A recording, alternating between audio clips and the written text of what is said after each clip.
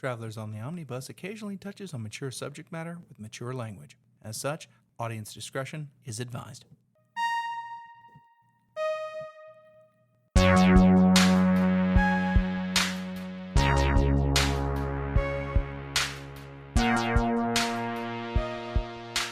So the thing about Splatterpunk, oh my God, I'm on another show. Welcome to Travelers on the Omnibus, a field trip through nerd and pop culture. I'm Jody Kite. I'm Ethan Skinner. I'm James McCarthy. I'm Brady Davis. Yeah, I'm currently working on a new episode of Fearology, actually. Oh, shit! Holy Fuck. shit. What Yeah. is this a new year? Yeah, yeah. Holy shit. I decided I need to squeeze in like a few episodes before March. That way I can take like a 6 months hiatus before I do.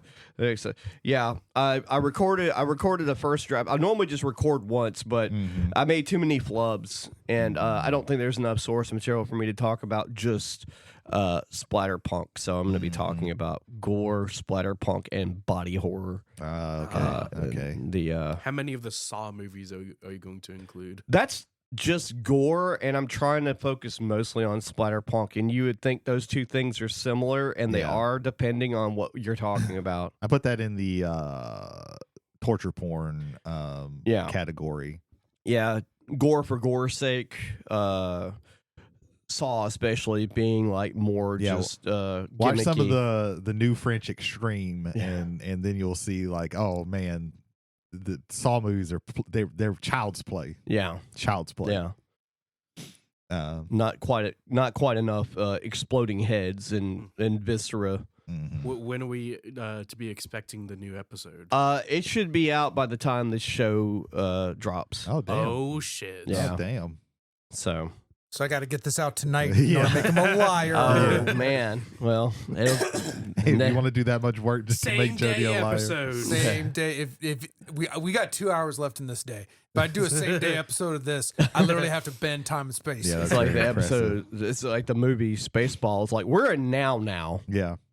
But where are they? They're over there. This has already happened. I'm getting confused. What? When? Where? I hate Who, raspberry jam. Why? Where? That's the best joke in that movie. I hate raspberry jam. No. What we're is this? now. Yeah, technology has reached a point where the video is out before the movie is finished. Yeah. Yeah, that is the best joke in the movie. Welcome to yesterday's episode, everybody. I'm not a big fan of Spaceballs. Actually, it's one of my least favorite of his movies. Yeah, there's a few, but we should have a bus fight over Space Jam. No, wait, Spaceballs. Sorry. Yeah, Space Jam. I mean, What was better, Spaceballs or Space Jam? Yeah. what's better, Spaceballs or Space Jam 2? Oof, man. The Space Jam, Yeah, the original. Damn near anything. yeah. It was bold of them to make Space Jam: A New Legacy a sequel to not just Space Jam, but also Tron Legacy. To everything that Warner Brothers has I was ever about done. to say it was just it was bold of them to make it just a giant commercial for Warner Brothers. Yeah, speaking of giant commercials, like no one talks about Ready Player One like it was like the big epic like sci-fi movie of all time. Like when the movie Wasn't trailer the came out. female love interest in that movie? Didn't she play the queen in House Olivia of Colman. Olivia Colman, thank Yeah. you. And the Queen in what? House of Dragons. House of Oh Dragons, yeah. shit! Yeah. Nice. Yeah. That's neat. Don't look She's at me. also I'm in- hideous. she's also in she's also in Green Room. Yeah. Oh, okay. Um, Gotcha. That movie has way more British people in it than I Yeah. thought. Yeah. That's the movie with Patrick Stewart, right? Yeah, Yes, as where a he's redneck where he's Nazi. where he's a neo-Nazi. Oh yeah. Olivia Uh, Cook. Really, really good. Yeah. Olivia Cook. Olivia Cook. yeah. Coleman is she's That's she's from Broadchurch. Doctor Who. And also Broadchurch, right? No, No, that's Torchwood, right? no. Olivia Colman was the 13th Doctor, right? No. She was the companion. Jesus Christ, she was the companion. Yeah, she was. Never mind. She was I'm stupid. Jody Whittaker was the Jody fucking doctor. My Whittaker, apologies. and then Olivia. Fuck. The one that you're thinking of is Olivia. She's a very well-known actress. She was in The Favorite. Shit. I don't know. Olivia Harper. No. It wasn't Harper.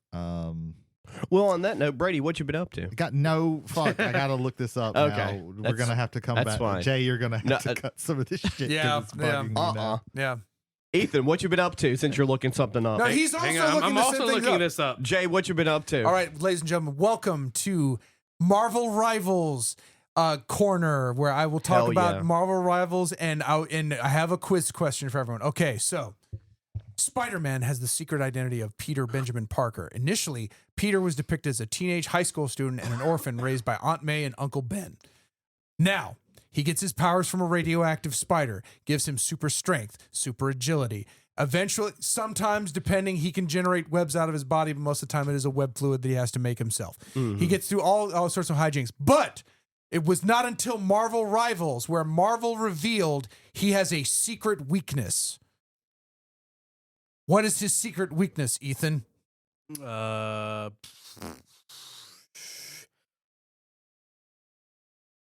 Ice. You say it's ice. Okay. Ice. Okay, Jody, what is Peter Parker, aka Spider-Man's secret weakness? Squirrel Girl. Squirrel Girl. You say it's Squirrel Girl. Brady Davis, what has been revealed through Marvel Rivals as Spider-Man's secret weakness? I don't know. Economic factors. Economic I factors. don't fucking know. All right. The correct answer is a shotgun blast to the back of the head. No. Well, I mean, yeah, But that'll do it. all you gotta do is point the shotgun right at his head and just pull the trigger. Done. Problem solved. Frank Castle. No, Frank Castle, but blam! It's like the Green Goblin's like, "I'll get you, Spider-Man," with pumpkin bombs and no, just buy a Remington, point it at the back of his fucking head, and your problems are solved.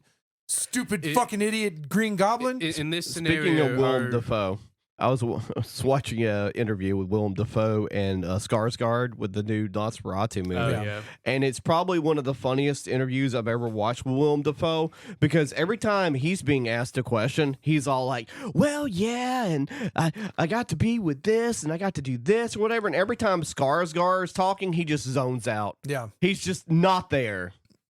Nice. Continue on with your Marvel Yeah, rivals. but yeah, no, all you got to do to kill Spider-Man is put a shotgun level to his head, pull a trigger, game's over. No. Game's over. Don't you feel stupid, Kingpin, with your fat corpulent body punching him? No, take a shotgun, point it at the back of his head, blow him away. There you go. So that's what I've learned from Marvel Rivals. It's been a lot of fun. Season 1's about to kick off in about a few hours by time of our recording. And we're going to get the first half of Fantastic Four, Right. which this is probably going to be the year of the Fantastic Four. I know, Brady, we've been talking in other chats. I expect a Crisis Protocol reveal for the Fantastic Four sometime in the first half of this year to coincide with the movie coming out later this year, which is kind of a spoilers for my for my main topic. Do you tonight. think they're going to drop the other two characters around the time that comes out? So they're dropping Sue and Reed now, and in 6 weeks they're dropping the Torch and they're dropping the thing. They've already done the roadmap for season 1. So rather than put all 4 together and kind of like, they've done a good job with balancing, in that they haven't done a lot to balance. They've actually let the community kind of balance it. Oh, this one's pretty big. Well, we build around that. Well, now we're building around that. And they're kind of letting it flow like water, and it's worked. I think if you dropped 4 new heroes all at once, That's a lot. I think that would throw everything. So dropping 2 and then giving you about a month and a half to Enough play, and then time dropping to another figure 2. it out. I think it's a better option going forward with it. The costumes for this season look pretty fucking cool. I can't wait. The battle pass, I think, is like another $5. Totally okay with that. I got $3 back from the original battle pass. So like eventually these things kind of pay for themselves. Right, yeah. So I'm kind of happy about that. But I'm for the content they're producing and the game they've produced, I don't mind doing like $5 here, and then like maybe in about 2 months doing another $5. Sure. A lot better than a lot of pay for models that I've been a part of. So yeah, I'm very happy about that. Reed's ability looks interesting. So does Sue's. Like, Reed's health differentiates depending on like what his shape is. Okay. Yeah. So when he pops his ultimate, he super inflates, and then he jumps up in the air, and if he strikes anybody, he gets to do it again, and he gets to repeat that 6 times. Oh, okay. So that's pretty cool there. So I love his hit another motherfucker with another motherfucker ability. So you grab one, if you manage to grab another person, just slam them both together. It's great. I think that's gonna be fun and characterful. Sue just for her ultimate just creates a column where everything's invisible inside it. And all allies inside of that column also heals. Yeah. And slightly for slight amount of time are invisible to the enemy. Yeah, while the Right. so like even while they're shooting, Right. which is a first for any invisibility ability that they've had in the game, because Loki has one and Moon Knight has one when he's paired with Cloak and Dagger, and Psylocke has one because normally you do anything to break that, it'll break. Right. While you're inside that cylinder, no, just shots are coming out of fucking nowhere. I think it's gonna change the game. I want to see whether it's for better or worse. But right now they've got a lot of trust with me because I think they've put together a really good game. Good. But yeah, that's it for me. It was pretty much Marvel Rivals. What's her name, Brady? So Olivia Colman is the well-known older actress. The younger actress that we're all thinking of who played Clara Oswald in Doctor Who is Jenna Coleman. So anybody who was screaming at their radio can now stop. I love how we've now hit public radio at this point now. Yeah. No, just Rammstein. So Yeah. it's like We on have the had a radio, couple of on openings the that have been radio. very NPR like. So, Mm-hmm. so Brady, what you been up to So past couple of weeks? Yeah, I was able to finish the last book of the Stormlight Archives, Wind and Truth. I read more than I read way more than I normally do to get through with it, partially because Jason Holder, our friend, had already finished it, and partially because I was very enamored with the book. I really like it. I know I've been looking on a lot of like subreddits and stuff like that, and people don't like it quite as much as some of the earlier books in the series. I really liked it. I don't really see their issues that they had with it. I didn't have those issues. Of course, the last book also people talked about negatively, but I still really liked it. Those negative thoughts and opinions usually go away with time. A lot of times. How long was it, real quick? How long was it between like the third book and the fourth book? There's usually about 4 years between the books. He's writing he's releasing and writing other things in between then, but like it's going to be like 6 years between the next book that starts the next arc. But like 3-4 years, that's a lot of time for people to like, get in their mind what they think the characters are and what they think the story is going to do, and then like becomes disappointed with their own what they think is going to happen. A lot of what people thought, the kind of some of the theories were actually ended up being true, and I do like that Sanderson didn't like hear those and go like, well, now I have to change it, because certain other authors have done that in the past, and it's very frustrating. It usually just leads to the book taking longer to come out. But I think that it wrapped up this first arc very, very well. It makes me excited for what the next arc is going to be, how it's going to play out, because it changed things so much. So it's going to be interesting seeing where things go. So I'm really interested in that. But overall, I really, really liked it. Did you watch that Nerd Forge video? No, Nerd Forge is a YouTube channel. I really like them. She makes really cool nerd things or whatever. Oh yeah. I did watch where she made she made a gigantic volume of all 4 books. Yeah, and then gave them to Brandon Sanderson. They had to go through the legal the legal tunnels of being able to get PDFs for the books to be able to print them on paper big enough for these gigantic, massive books. Yeah, they were huge, like really, really big. And they got to show them to Brandon, and he was like gushing over them. Yeah, which I mean, understandably so. Yeah, that was really, really cool. I do like that. Yeah, that was really cool, and like they tried very hard to not read the book while they were also putting because they got the newest book. But yeah, that was really, really cool. So yeah, I'm looking forward to those. To the next arc, but I'm also just looking forward to anything. I'm satisfied with where it is. Like, I'm not like upset or anything that's gonna be a while, because like he's already said it. Like, he has and he's been there's a difference between somebody saying, hey, it's gonna be a while before this next book comes out, than somebody who just keeps saying, no, it's gonna come out, and then just year after year it never comes out. George R.R. Martin. Yeah, well, now I have 2 of those because it's also Patrick Rothfuss. I've come to terms with the fact that that third book's never coming out in the King Killer Chronicles. But once again, he's off with George R. eating lobsters. That's it. yeah, And fantasy football. yeah. But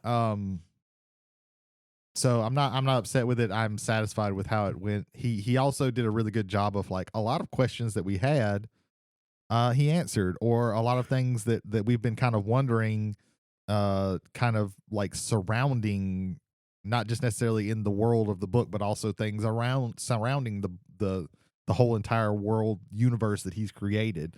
There's a lot of interesting things in there. So I was very happy with that.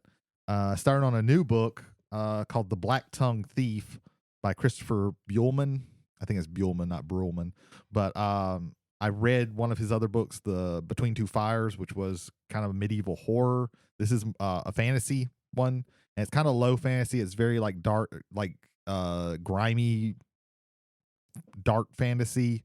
It's a world where they're about 10 years from like these two wars that they fought against like hordes of goblins that tried to sweep through the entire continent. And goblins are like really bad, like really, really bad. Like it goes so far that during one of the wars, the goblins weave spells that kill all their horses. So they don't have horses. Like they're very, very rare, like super rare. And the main character, his name is Kinch Nashanik, I think is how you say his last name. Gesundheit. But he is a thief who is part of what they call the Takers Guild, and they're the people who like trained him and everything. But he's also heavily in debt. Like he's fell behind in payments and everything. So much so that like he has a tattoo on his face that only shows up in candlelight. And if he's at a bar or anything, or a tavern, anybody who sees it can walk up to, like, the first person who wants to can just walk up and slap the shit out of him in his tattoo and then get a free drink paid for by the Takers Guild. And he can't do anything about it. But because he's so in debt, like he gets basically put on this mission to meet up with this knight who him and his the group that he was with tries to ambush on the road earlier, and she fucks them all up. To do some mission that he doesn't like. They're like, you have to do this and get to this place. We're not going to tell you exactly what you're going to have to do. But I really like him as the narrator. He's a character that really likes to hear himself talk. So it never really feels like exposition when he's telling you about the world. It's just like he's just saying this because he wants to say it, because he just really likes hearing himself talk. Right. He's kind of a bastard, but he's not like a horrible person. Right. So it's a very interesting world. Like I said, it's very grimy world. It's a very like kind of gross world. Like there's a lot of like just they got to deal with like filth bullshit. Like they're like right now they're on a whaling ship, and so they have to like help with the whaling and deal with like being covered in whale grease all the time and shit like that. And there's magic, but it's like very like, who the fuck knows how this shit works? Like it's very like, we're not gonna explain this. It just lets you do these things. It's a really interesting book. I like it a lot. So I've got that. Watched a couple of movies. I was able to watch Nosferatu by Robert Eggers. I really liked the movie. I thought it was very good. So Robert Eggers is 4 for 4 with me. It's a really good, retelling of Dracula. It's very interesting. Everybody does a really good job. Bill Skarsgård as Count Orlok is really cool. I like the way he does his voice, and the way that they've done that character is really interesting. Some of those costumes were repurposed from actual clothing that they had found from Romania. Yeah, that sounds about right. Vintage clothing from Romania. That sounds about right. Because if it's a Robert Eggers movie, it's going to be period accurate. He's a nerd about these things, so he's going to get like all of the stuff. I think they filmed it in Prague too. Yeah. But it follows the movie Nosferatu pretty closely. It's really good. The only thing that I had some minor issues with Lily Rose Depp as the main character. she does a good job, better than I thought that she would do, but I don't think that she did as good as a better actress could do, if that makes any sense. And also, I have an issue with I didn't believe that she was really in this time of the 1800s. She has a face that has seen an iPhone. I could not get over that. Right. But she does a good job, and I know a lot of people have praised her, but I think that like a better quality actress could have, and maybe, I don't know, maybe I'm just thrown back from like how terrible The Idol was, but I don't know. That's my really, like, everybody else. I think of her the same way I think of Blake Lively, in that I think they are very good given a good director and a good script. If you put them in a bad movie or a bad script with a bad director, they will not elevate the product. Yeah. And specifically for The Idol, and as much as I'm a fanboy for The Weeknd, his presence on that hurt that entire series. In my opinion, just looking at it, it seemed like this weird thing, like they didn't know who the main character was, even though it clearly should have been Depp. The Idol was a weird fucking thing. Yeah, but and I can also see why it would color someo's notion of Lily Rose Depp.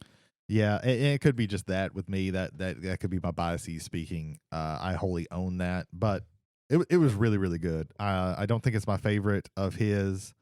That's actually really hard. It's between the Lighthouse and the Northman for me.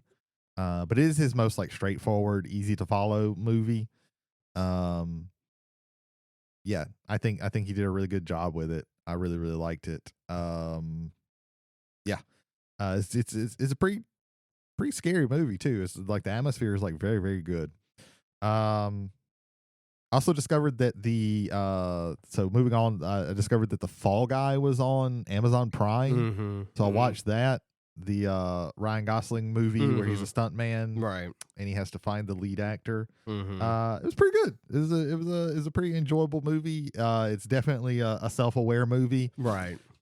Which is interesting. But I liked it a lot. His chemistry with Emily Blunt was really good. Another movie with Aaron Taylor Johnson in it. He was in Nosferatu. He did very good in Nosferatu. Very good in this. Yeah, it's not like the. I don't want to call it like just a dumb fun movie, because I think it's a little bit more than that. But it was really good. It was really good, and I liked that. They did a whole thing. Like at the end, you see a lot of like the behind the scenes, how they did some of the stunt stuff, and it was really cool that they really did shout out like all the stunt workers on the movie. So that was really good. I've also started watching, I think by now it's actually in its last episode, I just haven't watched it yet, Creature Commandos on Max. If you liked James Gunn's The Suicide Squad, you will like this, because it's the same thing just with different characters. They even one of the main characters is even Rick Flag Sr. Not so Dr. Phosphorus is like one of my favorites. Dr. Phosphorus is great. The Bride is great. All the characters are really, really fun. GI Soldier. GI Soldier is very good. He is a robot that was created in World War II. Are there Nazis? To kill Nazis. So the whole time he's just like, hey, when are we going to shoot some Nazis? Can I kill some Nazis? It is. At one point, they're in a shootout, and he's right next to Rick Flag. He's like, are those Nazis? He goes, yes, they are. And then there's like a symphony of an orchestra. He's like, okay.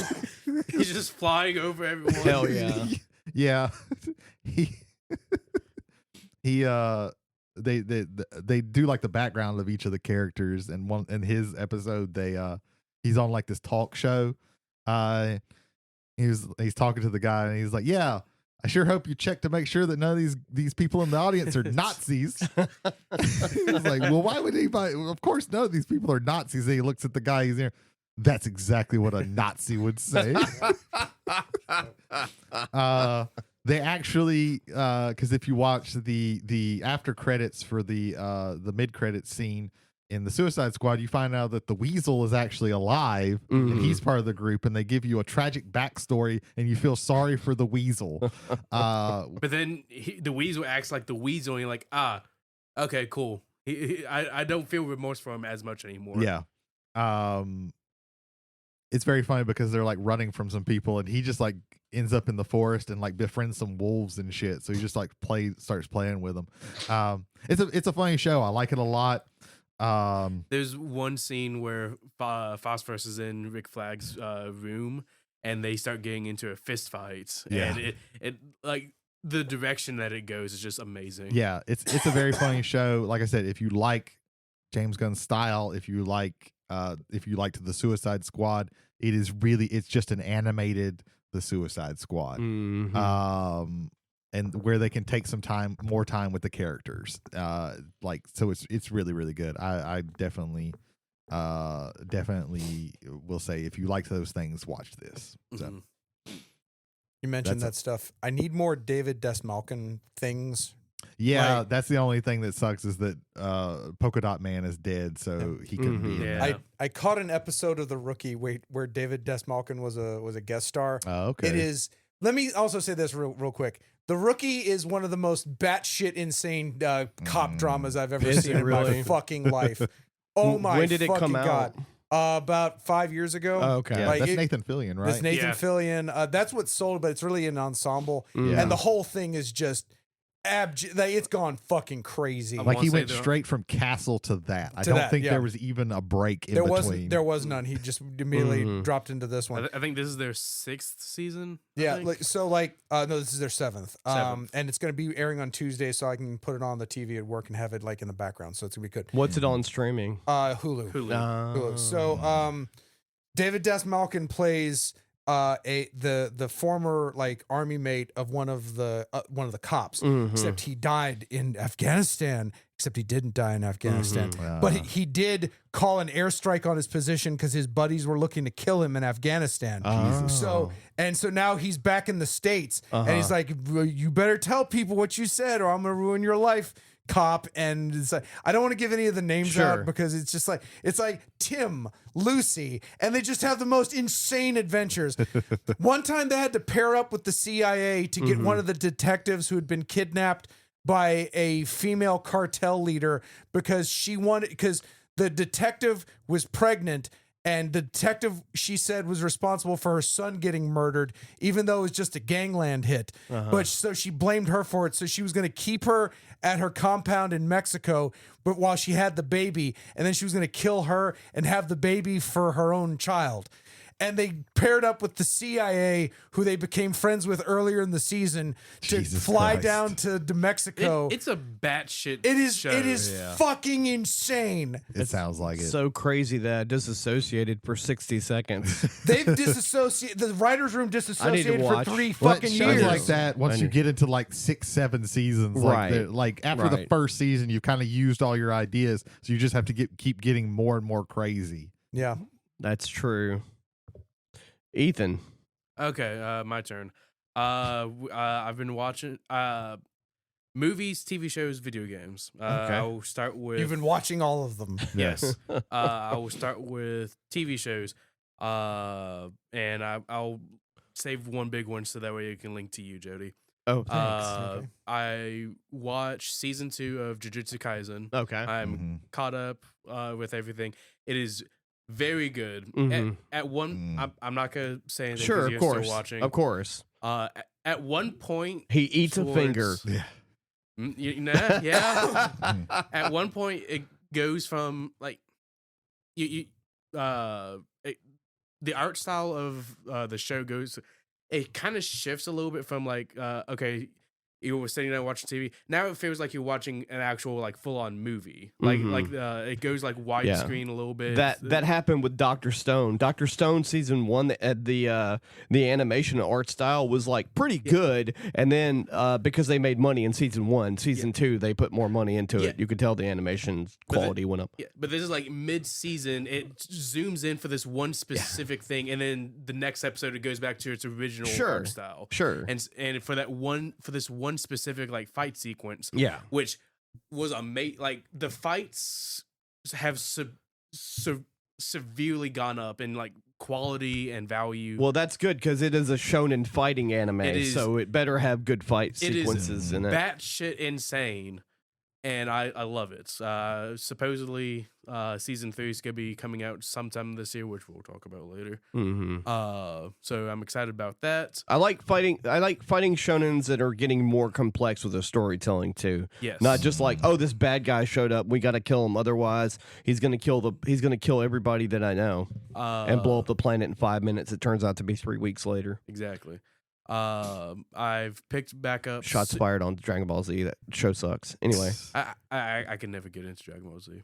good on you. All right, continue. I've picked back up Suits because I got Netflix again. Okay, Continue. That's an interesting one to pick up, but okay. I'm going to start Dan to Dan here soon. There you go.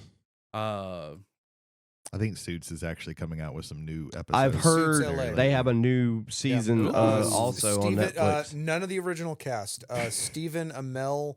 It's also going to be on not on USA, NBC. It's going to be through Peacock. Interesting. Suits Interesting. LA. I've heard something. Victoria Justice is also going to be in the series. Yeah, I I'm don't not think 100% USA sure. has money anymore to make new shows. Yeah.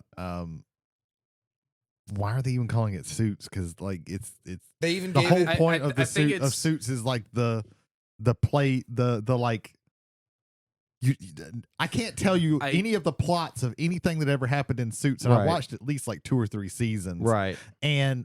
But I can tell you that I liked how the characters got along with each other. Like Right. that was the cool thing. I think Yeah. it's the CSI and NCIS Oh, mentality man, of Jesus. like, the lawyers, but LA. I things like watched. that. I watched They're that. using the original theme song. I Get What? another piece of pie for I your wife. probably watched like the first 2 seasons of like CSI, and then like what they started having like SUV and SVU and CSI. They did not Well, have- CSI. If you name a city, Yeah. there's a Yeah. CSI of it. Yeah, They did not have a Law and Order SUV. yeah, they did. It was SVU. They God had, damn it. They had SUV. They had It's just quadriplegic. Ice Cube. It's just Ice T trying to park. They No, had, it's like- Ice-T trying to explain some weird sex fetish. So you're telling me that this has a 3rd row seating? And that like 15 miles and to that the gallon. and then what you're saying is that 15 people can all have sex up there and all the fluids will drain down into the oil pan. Like that's what they always got Ice-T to do is like either ask or explain weird sex Yeah, acts. that's it. I that's it. remember. Ice-T got his one booking in SVU, and he's just rode that train ever since. That's it. Hey, give me a procedural show that's going to Yes. go on for fucking ever. Yeah. Yeah, Yes. for sure. So you're gonna watch Don Da Go Don. watch Dan to Dan, and there's another show that I saw, Mhm. The Lincoln Lawyer. That I have a friend who spoke very highly of the show. I just have no interest in it, but the original movie was good. which I didn't know there was a movie. So at some That's if Matthew like, McConaughey's in the movie, and if I like the show, I'll go into the movie. Is what I've decided. Sure. So those are the things for TV. Movie. Me and Bianca, we watched Puss in Boots: The Last Wish, which I fairly enjoyed it. I fairly that's enjoyed such a it. fucking good movie. I've heard it's really good. It That is is such a fucking good movie. I love Death. I love Death. Oh yeah, so Death is the much. coolest character. And Jack Horner is just a little shit. What did I do to deserve this? I mean, specifically, he is a piece of shit. You're a monster. Yes. Little Jack Horner sitting in the corner with no shoes and clothes. It's not funny because he took his money and sniffed it up his nose. Nice. I had to get some Grandmaster Yes. Flash in here. Your soul is evil. I have no soul. So we fairly enjoyed that. I had Bianca watch Kubo and the Two Strings. Oh So, yeah. I You feel liked like, it, didn't you? Yeah, she, Great. I loved Studio it. Leica. Yeah. People who make Coraline. Mm-hmm. I did not know that which- movie was stop motion until it got near the end, and I could finally see a line in one of the character models. Which, speaking of Matthew McConaughey, He voiced the Beetle, which I didn't know that when I first watched it. He was the Beetle. Yeah. I didn't know that until we were like watching the credits. I do not understand how you didn't hear that because I just didn't. it's very specific. That movie at some point will give you the sads. Oh yeah. Oh yeah, Punches you right in the gut. Henry Selick wants to do one of two things. He wants to make a child either cry from fear or cry from sadness. That's the two things that he wants to do. Sometimes both. Yeah, sometimes both. It's like, oh, the journey you've been on. Here you go. Yeah. I like the end credits where it shows them moving the giant skeleton in the stop frames. Mm-hmm. I thought that was neat. Oh yeah. You watched Boy and the Heron again. The Pigeon King. It's amazing. Video games. At Brady's recommendation, I started playing Nier Automata. Oh yeah. Which is batshit insane, and I love it. Yeah. There's an entire city of nothing but clown robots. I never made it that far. I need to go back and finish playing that one. It is very unsettling. I can imagine. Yeah. Because you know, it was also unsettling. Those robots all humping. Huh? You haven't? Oh, you didn't. You must have. No. I remember that. I remember that. Yeah. Yeah. Like fucking like Sephiroth and like baby oil. Yeah. Then Sephiroth gets someone who looks like Sephiroth gets birthed out of baby oil. Yes. Yeah. He was very drippy from robots. Stranding. From robots. Death Yeah. Stranding. Yeah. It is very. It is a Black weird. gooey oil everywhere. You are trained to destroy all machines. The whole plot is aliens came from outer space, came to Earth, They did more than came from outer space. Yeah. and they took over machines and like acted through machines and robots and whatnot, which started killing all humans. And so the only things that humans could do was escape Earth and Go where the aliens came from. go to the moon. And start colonizing the moon. And so from the moon, they created this space station where you play as an android for the I forget what the actual name. It's been a is. very long time. I can't remember. For the sake of humanity. Sure. You're trying to take back over the Earth. Yeah. And so through this, And you get sent on like missions and stuff. yes, you go to the desert, you go to this amusement park, which is nothing but clowns all marching around with like clown face paints on. I don't know if I want to play this throwing now. like pies at each other. This is a very weird, very weird. It is very weird. That opening fight though was really cool. That wasn't was it? fucking sick. Yeah. It goes from Like there's bullet hell that you have to deal with, but you're also fighting this giant mech thing that is like huge. It is amazing. Like you look like you're like this big to it. At one point, you cut off one of its mechanical arms, and then you use that arm to beat the ever loving shit out of it. Nice. It's really cool, and like it will change up. Like, okay, now it's kind of a 3D fighter thing, and now it's a side scroll thing that you have to go. So it changes up constantly, like what you're having to do. It's a really, really cool, cool fight. Yeah, because they have like I think the Game of the Year edition for that. Yeah, there's like a couple of editions. Yeah. So I'm playing that, and I've been playing a lot of Balatro recently. Of course, Balatro. I've been playing a goes lot without of Balatro. saying. Yeah.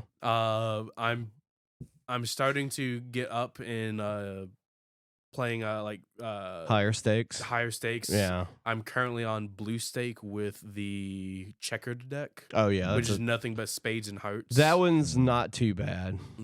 At least a blue stake. I am trying to get up to the plasma deck, which the plasma deck it balances chips and multipliers when it comes to final scoring. So whichever one is higher, it turns the other one into that same number. Yeah, I'm currently stuck on, and it's the only deck that I have like a high stake on. I'm on orange stake for the ghost deck. The ghost one is also really good. It's also really fucking hard because the game starts you out with like five plays and 5 discards. On orange stake, on the ghost deck, I have like 4 plays and 2 discards. And then you can get, if you get lucky, you can buy vouchers to increase your discards and your hand sizes and your plays, but you just have to follow Orange into. Stake, let's see, you'll have Eternal Jokers, which you can't get rid of. So if you buy it, it's with you to the end of the run, Yep. which also kind of like limits. Like there are some better early game jokers and there are some great late game jokers. But if a late game joker comes up early and it's Eternal, do you buy it and just hopefully you can, muscle through the early stakes and then get to the good stuff? Then at Orange, you should be getting perishable jokers, which last 5 rounds and then and Eternal Jokers too. Show up. Yeah, perishable and Eternal. And then Gold Stake, which is just fucking, you have rentable jokers. They cost $1 to buy, but every round you have them, it's $3 just straight out of your wallet. Yeah. I had the dumbest run earlier today because I didn't win.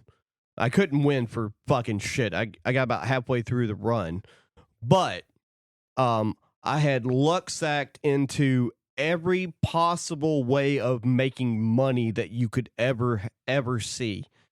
I had all of the jokers that have, like, when you discard a face card, you get money.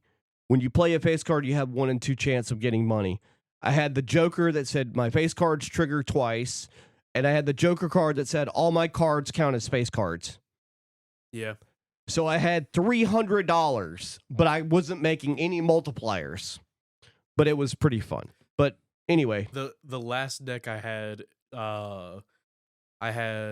Midas's Mask, which turns all your face cards into every time you gold. play a face card and it scores, it turns into a gold card. And I also had the Vampire Joker. So So I positioned it to where it got rid of the enchantment, added the multiplier to the Joker, and then it reapplied the gold. There's 2 jokers that destroy jokers. There's the one that's got like the really wild looking face on it. Madness. Yeah. And then there's the one that's the knife one. Yeah, Dagger. Right. Have you played with the Eternal Jokers yet? I'm getting up to that. Okay, well, I'm going to tell you. So the dagger says that when it destroys a joker, it gets whatever the multiplier is. If it's Eternal, it does not get anything. If it's the Lady Joker, though, if she destroys one, it doesn't matter if it's Eternal or not. She still gets the multiplier from it. Yeah. But the dagger has to destroy a card. So I was like, Wait, okay, so because the way Madness reads, if we're talking about during your small and big blind, if you select those, it'll kill a random joker. Which if everything else is Eternal, right, then you're fine, right, and it kills one and then gives you the mult. For sacrificial, it's specifically based off of the value of the thing destroyed. If nothing's destroyed, you get 0. Right, exactly. So, but you can game it one way. Like it can be good to have the Eternal Jokers depending on what you get, because I did get like one of the spectral cards late in a run one time, and it's the one that like make a copy of a Joker, destroy all other Jokers, or there's a couple of them that do something similar, and if they're Eternal, you still got them. Like Ankh just makes a copy of a Joker, Ectoplasm. It gives you. There's one that sets your money to 0. Like it makes a rare Joker and sets your money. Wraith sets your money to 0, and which I always get that when I've got like $75. Fuck you. God damn it. Well, a lot of times when the Wraith comes along, I don't even like want to replace the Jokers I have, because 90% of the rare Jokers for your run, if it's like mid to late run, are not good for whatever you're doing anyway. Yeah. Like the one that's like, whenever you discard a hand, it upgrades the hand, like the burnt looking one. Yeah, the burnt Joker. Yeah. But what else you got? That's me, for me specific, and what will lead into you is the first episode of Raw on Netflix. Yeah. So Raw debuted on Netflix Monday. You knew it debuted on Netflix for two ways. One, you were watching on Netflix, but they reminded you like 20 times you were watching Raw on Netflix. I think they did that for other media. I'm assuming they did that for other media outlets. Otherwise, it was just like masturbating. They were just talking about it for no fucking reason. There were a lot of cool moments that happened that were overshadowed by two, I would say personally, two stupid decisions. One's obvious, one might not be so obvious. The one being that Cody Rhodes should have came out to his own music. It had his own entrance, or they could have had him not narrate, but be the one that was like behind the curtain when the curtain fell. That would have been a cool moment. Mm-hmm. But no, he was just kind of in the crowd and The Rock patted him on the head. That pissed me off. The second one is they shouldn't have had Hulk Hogan come out there. I disagree. That was the best thing that has ever happened. Well, they definitely won't have him on there again. That probably. was amazing. That man has done so much for wrestling, and everybody just shat on him and booed him. There are so many wrestlers that everybody is watching that they love that wouldn't be here if it wasn't for him. How dare those people boo Jimmy Hart like that? How dare them? How dare they? And Hulk Hogan was there. And Hulk Hogan. Yeah. Yeah. That was so amazing. Schlepping his beer. There's a guy I watched. Being bailed out. Yeah. Because WWE is now has bought stake in that beer. In his shitty beer that he that when he was promoting it took pictures with a dude with an SS tattoo. They didn't they didn't mute the audio when there was like the word fuck was being said by the fans. Oh, fuck you Solo. They didn't mute that. They didn't mute it, but however, they did turn down the volume on the boos, because if you watch fan reactions of like in the crowd, you can't hear anything else. Yeah. It's nothing but booing. Yeah. There's a guy I watch on TikTok that does nothing but Randy Savage impressions, and he goes on a tirade of Hulk Hogan. Another thing about that moment, I'm gonna quote something that Seth Rollins said recently. He was on with Van Vliet recently, but not on Van Vliet's normal show. It was on some clip or whatever, and Van Vliet was talking about the promos that him and Punk were cutting. No, it was for Insight. It was they were just filming in a different location. Right. But it was for a different channel though. It wasn't Van Vliet's own channel. But anyway, he was talking to him about like the promos and how they're based in reality and things like that or whatever. And he's like, yeah, I really got off my chest. And he did make a valid point. He said, besides everything else that happened, the fact that they had their War Games match, they all like killed themselves out there, and then Punk shows up and nobody remembers anything else about that whole entire pay-per-view. Yeah, like none of it matters. Hogan is a big talking point for Raw. Like Solo Sikoa match, and there's not much other. I mean, Ripley won the title back. Yeah. But most people were talking about Hulk Hogan and how they don't like him. Yeah. And that was like the main talking point, one of the main talking points of the show. Yeah. And in the near future, we might see him one more time, like on a house show thing or something or whatever. I think that they have, from what I've seen, they have discussed now having Hulk Hogan come back and be a heel. Yeah. Because they're going to lean into it, because they think that it's some other kind of heat. Oh no, they're gonna pair him with the New Day. Oh no! Oh no! They can't. They shouldn't do the New Day like that. They don't deserve that. They were mean to Big E, so yeah, they deserve Hulk Hogan as the third member of the New Day. Jesus Christ! Also over Hulk Hogan censored. Also over Christmas break. No, that's staying in. Don't you dare. Censored. No, it's staying in. Stay in. The more we censored, the more he has to you cut can it. fucking pretend to be Censored. all you fucking want. It's staying in. I'm not watching the Rocky Horror Picture Show. Anyway, yeah, you are. You like the Rocky Horror Picture Show. I seal of approval. Anyway, I watched Dune Part 1 and 2 on Netflix. Nice. It's a part. I was about to go. Going to Lion King. That's and very like. Yeah. Part 1 is leaving at the end of January, and Part 2 just got added. Yeah, that sounds about right. I love Netflix. That sounds about right. I watched both of those twice over the holiday weekend. Oh yeah, holiday week. I should say. Both of them again. Man, they're so good. They are very good. It's one of my favorite movies of all time now. I think. It's so great. Like it's the both movies are based off of the book, sort of. Yeah. I say sort of because the Lynch movie is its own thing. But man, there's the parallels of those movies are wildly different because like in the David Lynch movie, you know, Johnny's is like, yeah, I'm just happy to be here. Everything's great. And then like Zendaya's like, no, fuck that. All right, we make out a little bit. All right, I don't like you anymore again. Yeah. And it's just like she goes back to that. I don't want anything to do with you anymore. Yeah. And then Then she gets on her Cobra Shelby sandworm and drives off into Yeah. the she drives off into the sunset. Yeah. And then Paul's like, she'll understand. It's like, Yeah. shut up, Paul. See, the sad part about it is he's seen that she's Oh going to yeah. understand. Yeah. Yeah. Well, he's seen everything. Because he's Yeah. omnipresent. Yeah.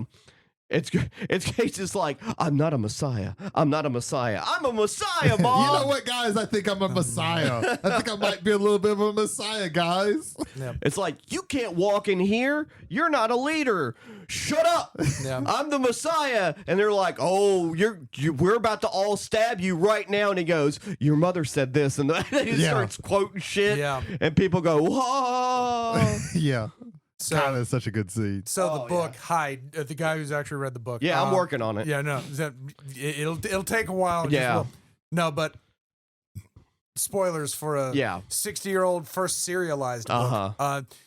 He realized that the jihad was already in motion. Right. It's going to happen. Right. So either if he dies against fate, or if he continues to, I'm not doing this, it's just going to go off leaderless and headless, which was going to cause even more deaths. Right. Or he ends up leading, like, the whole thing is like, you have the idea of this monoculture headed by this one person, Right. and this kind of demagogue, and the fact that this is only going to lead into bad things. Right. But it's not that it's the demagogue, it's that way of thinking, because without the head, or if the head had become martyred because he would have died against Fade Ralph, Right. if that had happened, it would have been 10 times worse, because it's that culture that we Right. have to eliminate, that we have to get rid of, that we have to avoid becoming. And so one of the reasons why, like, he feels like the villain at the end of it, and he really is the way it's portrayed. But if he doesn't take the reins of this, Right. it's going to go off in directions that is going to be Sure. even more catastrophic. Now, did they invent the arc of spoilers for the movies? Have you seen both Dune 1 and 2? Not yet. Okay, never mind. But go for it. I really Jay already knows what I'm talking Yeah. about. Is that mentioned in the book? Which there's several things that are there are several things that are mentioned in the first book, and there are several things that are mentioned in Dune Messiah. The relationship between Harkonnens and Atreides. Yes, That's in the book. You know that because he figures that out. Okay, so back in Dune Part 1, where they're on the ornithopter, Yeah. he figures that out while they're flying in the. Is that in the ornithopter. book though? That is specifically in the book. Oh, yes. okay. Yes. That I did not know. Yes. Okay. It's a Sophie. In fact, it was shot and was going to be in David Lynch's Dune, and in the deleted scenes, he has that same revelation. Oh, gotcha. Because that revelation was originally in the book. That's even a grosser premise if there is. Oh, one. no, like, again, like, right. one of the things that I appreciate Herbert for is his ability to write amorally. Right. And I don't mean from an evil standpoint, from a standpoint of no morals. So in where no morals exist, what are the actions of these people? And Sure. when you see that. Right. There's one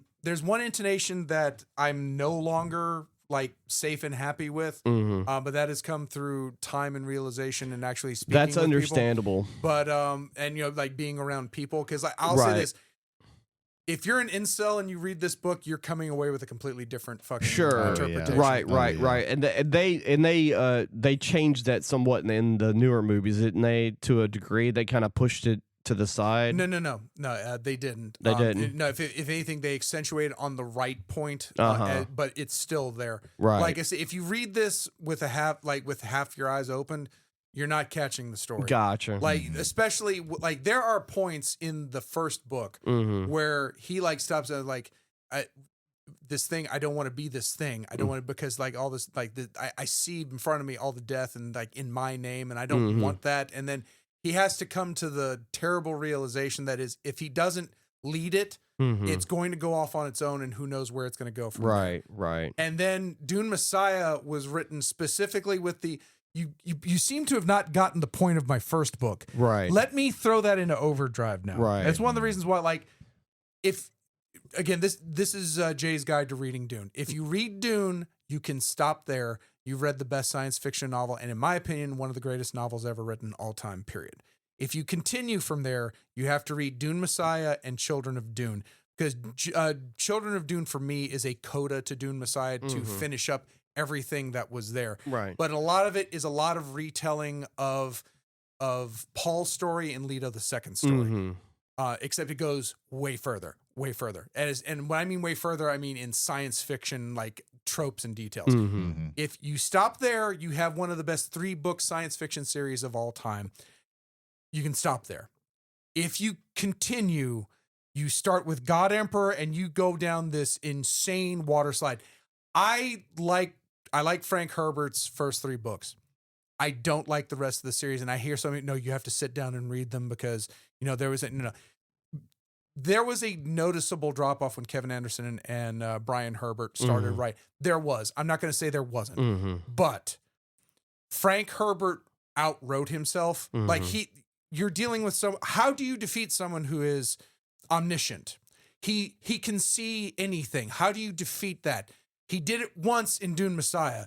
He sort of did it again in Children of Dune, but then you have to keep doing this because you have these characters that exist because you've baked them into the story of your stuff, and they always keep existing. The last Kwisatz Haderach both makes no sense to me, and I totally understand it, but that requires reading a book series that has now been touched by 3 authors based off of the notes of 1 author. Right. If you go down that route, you have to see where it ends because there's no real ending, and it all gets weird and axolotl tanks. Wall wombs. That's all I'm going to say about that. And then like not too long ago, they released newer books on the houses as well. So after they finished the regular series, they went and did a prequel series to Dune called House Atreides, House Harkonnen, House Carino. Those take place before the events of Dune. Like closest in book time. The Robot Uprising. Novels of them. There's graphic novels of them. The Robot Uprising. They talk about the Machine Crusade, the Butlerian, which is the Butlerian Jihad. Right. That those books were finally written, but these were all based off of these were extensive notes. His notes were insane. He had literally created a universe, not a world, a whole fucking universe that he could. And I want there is a part of me, I can't prove a negative, but I do wonder what would have happened if pancreatic cancer hadn't taken him in the early to mid 90s. I kind of wonder, because we lost him and we lost Zelazny around the same time. Right. And I wonder if they were able to continue on what they would have done with their series. Right, for sure. And there's one other thing I did, or I had started doing, and that's another series that I'm watching. It's animated. It's anime. It's called Mashal. I was going to tell. Yeah, you were going to tell me about this. So,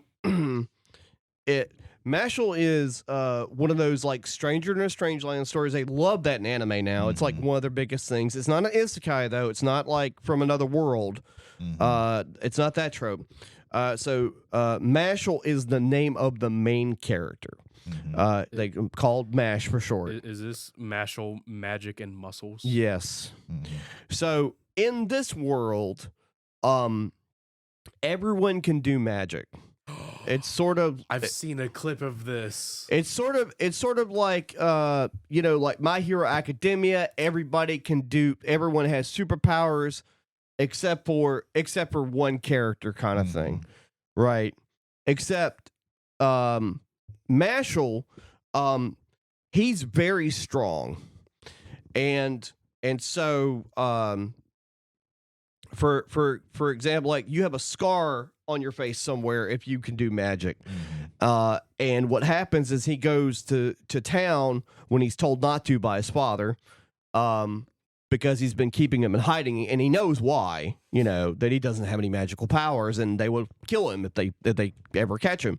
But this motherfucker loves cream puffs. So he's going to go to town and get some fucking pastry. And of course, they catch him and he just fucking runs off like a fucking tiger and they can't catch him. And they show up at the house. I'm giving the first episode away because of how fucking awesome it is.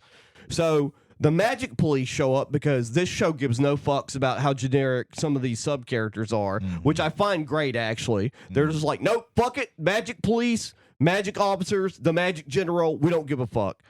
So they show up and dude's about to fucking kill. He's like, listen, you are going to die.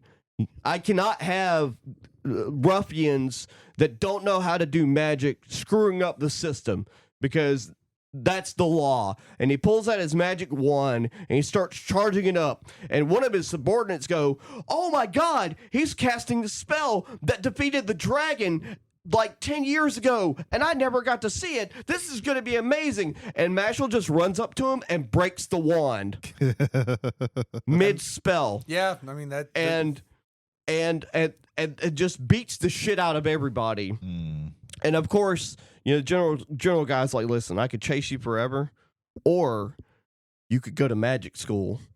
And his dad's like, why would you send him to magic school? Everyone will know he doesn't know. It's like, listen, he is so strong. He could probably convince everybody that he knows how to do magic through his strength, and I'll be promoted as governor or some stupid shit or whatever. He goes to magic school. He's challenged to go through a maze. You have 30 minutes to get through this maze. There's all kinds of like crazy magical traps. A magical dragon shows up and he punches it.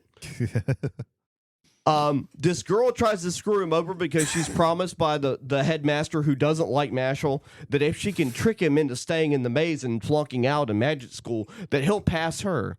Well, she fucks up, trips up, and he goes, all right, well, you screwed me over. I gotta go. And then she screams and he comes back to rescue her. And she's like, you've been gone for like 10 minutes. How did you get back so fast? And it pans back and he just runs through the maze with her. Like he runs through walls, like literally. That's how you get through a maze. It's actually really good. It's funny. I don't normally like funny animes. I'm very particular with anime. I find it hilarious. So there's a clip I need to show you two about it. It is just absurd. Also, I told Ethan about Samurai Pizza Cats. He did not know. This was also amongst the conversation of the English dub of Ghost Stories. Right. The original English dub of Ghost Stories, yes. But put the donut down, Serpico. Jay, do we have any feedback? No, That's unfortunately not. impressive. However, ladies and gentlemen, welcome back to the 4th season. 4 seasons of Travelers on the Omnibus. If you would like to leave us feedback on any of the episodes we do this year, which is only 1 at this point, or any of our past episodes, which is several dozens, travelersontheomnibus at gmail.com. Again, travelers, 1L on the omnibus at gmail.com. Jody, where else can they get in touch with us? Spotify, yes. Take part any of our online polls through Spotify, and any of the and leave a comment on any of our previous episodes. Also, again, ladies and gentlemen, thank you for being passengers on the bus this week. If you're enjoying what you're listening to and do not have friends, that's too bad for you. We will be your friends. We will be your only friends. And just don't have friends. If you do have friends, yes, however, create a parasocial relationship with us. Yes, no, only with Ethan. Yes. Only with Ethan. Specifically with Ethan. Yes. Our first shirt will just be censored. Whoo, man.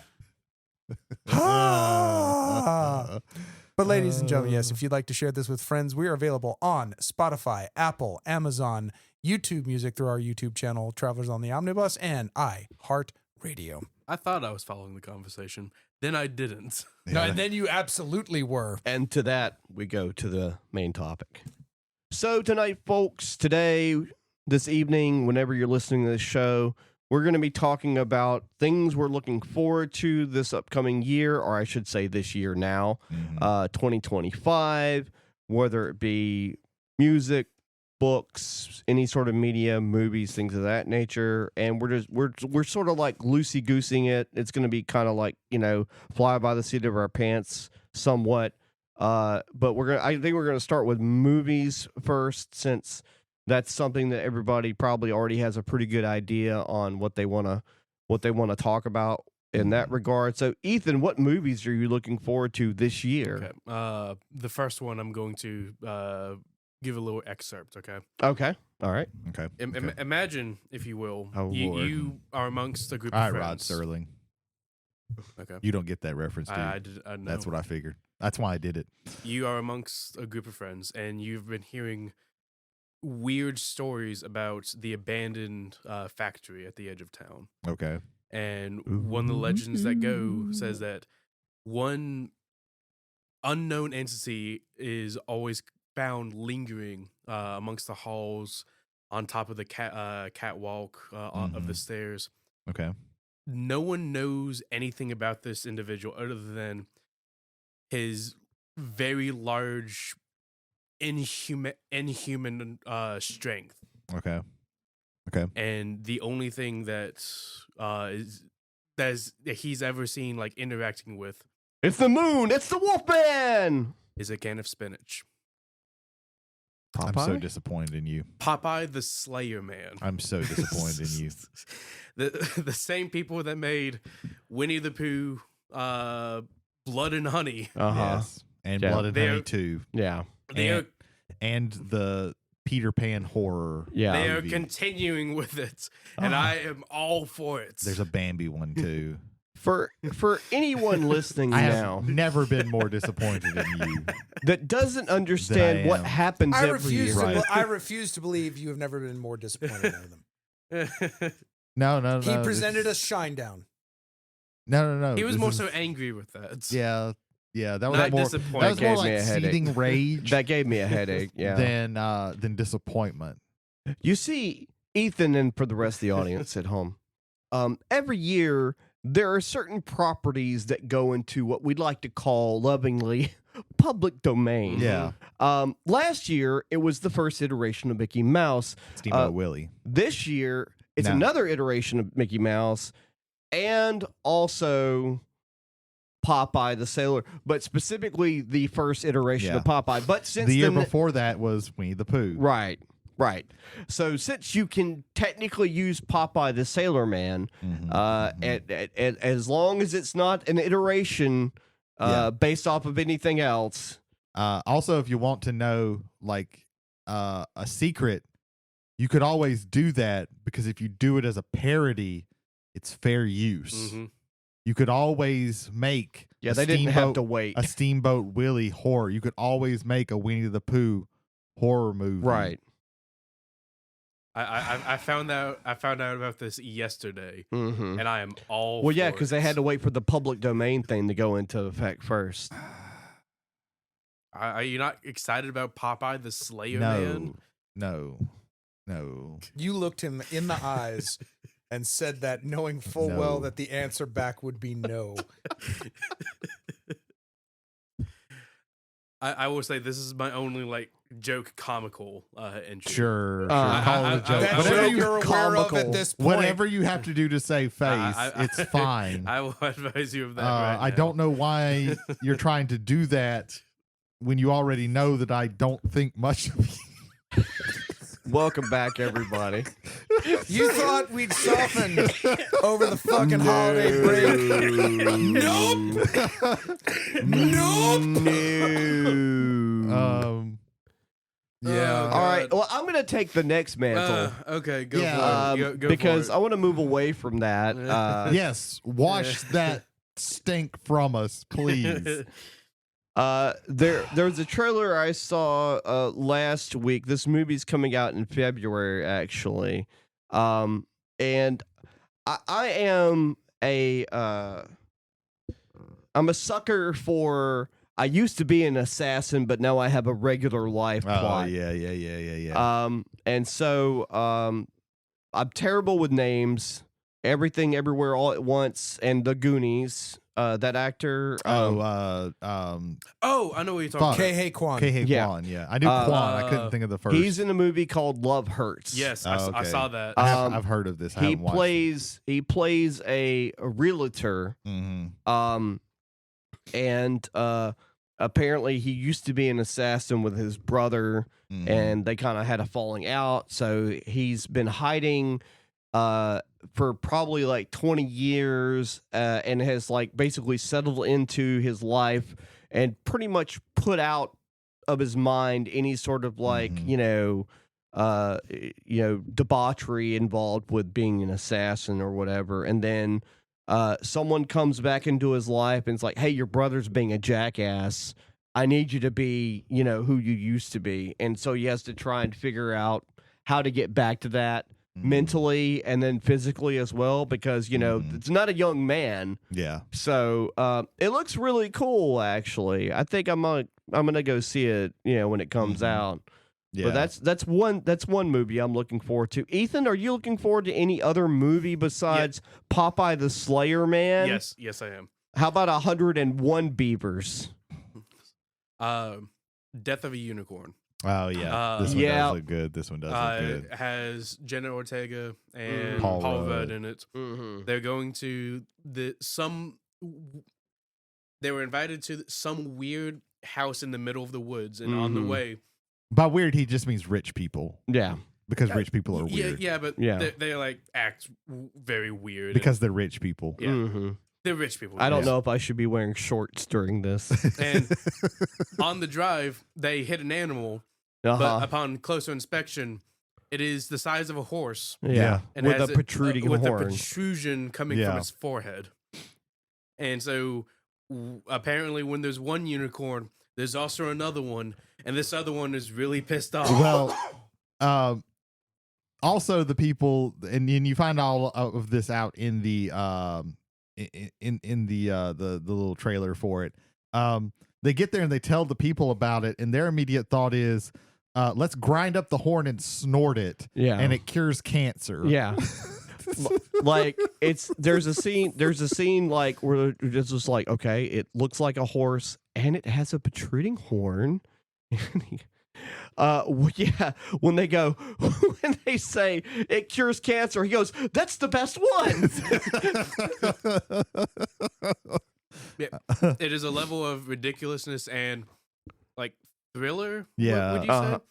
Dark comedy. It's a dark comedy. Yeah. The mother unicorn comes, and the mother unicorn is basically a horror monster. It is everything I'm excited for. Yeah, it looks pretty good. It's A24. So yeah, I'm always down for A24. That usually means that it's a good movie. Yes. Not always, but usually. What about you, Jay? Any movies you're looking for? So for me this year, it's superheroes all the way. This is for me personally. Now I don't know about the world at large, but this to me feels like a bounce back year for superhero media. Over on the Marvel side, we got the three big ones. The one I've been waiting for, Captain America: Brave New World. There's another one I've also been waiting, but this thing's been delayed enough and like reshot enough. Again, I'm a huge fan of Anthony Mackie. I wanted to see him have Give his the own guy movie. a shot at something. And so I'm really excited to see Brave New World for that. That'll be coming out in February. Later on, towards the start of summer, end of spring, we've got Thunderbolts. That one is more for who's in it. Sebastian Stan. I was about to call her Yelena Belova. That's her character. Goddammit. Yeah. Florence Pugh, David Harbour. All these people, I'd like to see them like Julia Louis-Dreyfus. Julia Louis-Dreyfus as Contessa. I want to see what they're doing with this. This also is rumored to be basically the reveal of Sentry, which that's kind of a big one for me too. Yeah. But because